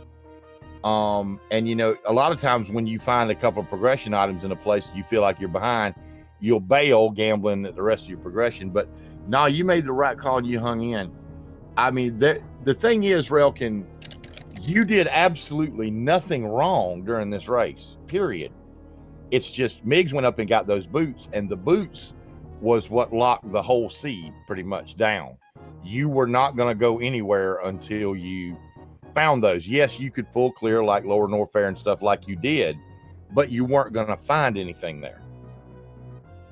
So with that, congratulations on securing a spot in the upper half of the bracket, Migs.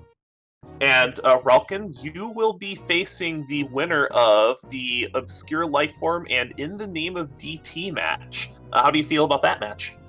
Well, I faced Obscure Lifeform to get here, and we both had a pretty terrible opening round. So I've experienced racing against him. I have no idea how good a DT is at SMZ3 or anything like that. So I'll be interested to watch the match on Saturday. DT is very, very talented on the Link to the Past side. I know about that. I didn't know about SM. He's a bit newer to the SM side, but either way, it will probably be a nail biter, given the amazing amount of skill that you've shown. I think it might even come down to how heavy it is on the LTTP side versus how heavy it is on the SM side early. Yeah, because the two of y'all, I gotta say, you put on quite a race. Migs, that gauntlet, you could make a tutorial video out of the way you ran that gauntlet. And Relkin, you made quite a show in here. I would not want to face either one of y'all in brackets, honestly. Oh no! No! You two are so scary. It was a real pleasure to watch both of y'all go. GG to you, Migs, but also Relkin, full props, man, because you played an excellent seed, man. Yeah, thanks again, guys. All right, and with that, do you two have any final words about the seed?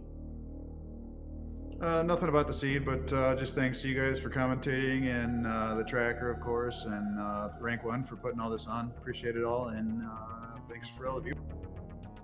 And again, both of you are going to want to watch this back, and with that, that's all I have to say about the seed. AG, take it away. Well, thanks, Raku. Thanks, everybody, for tuning in. Thanks again to the runners. Be sure and give these guys a follow. I mean, if you like to watch this kind of stuff, they stream constantly. I really enjoyed watching them. Give the crew here a follow. Like Mig said, thanks to Rank 1 for putting all this on. Thanks to all of you. Thanks to SpeedGaming, the staff. Messier, thank you, Mind of Me. And that's going to about do it for me. Be sure and check the schedule at SpeedGaming. We got lots more races coming up. I've heard about that Bressingham Voigt Danny race. I'm going to want to check that out. And that's it for me. This is AG signing off. You guys have a good night.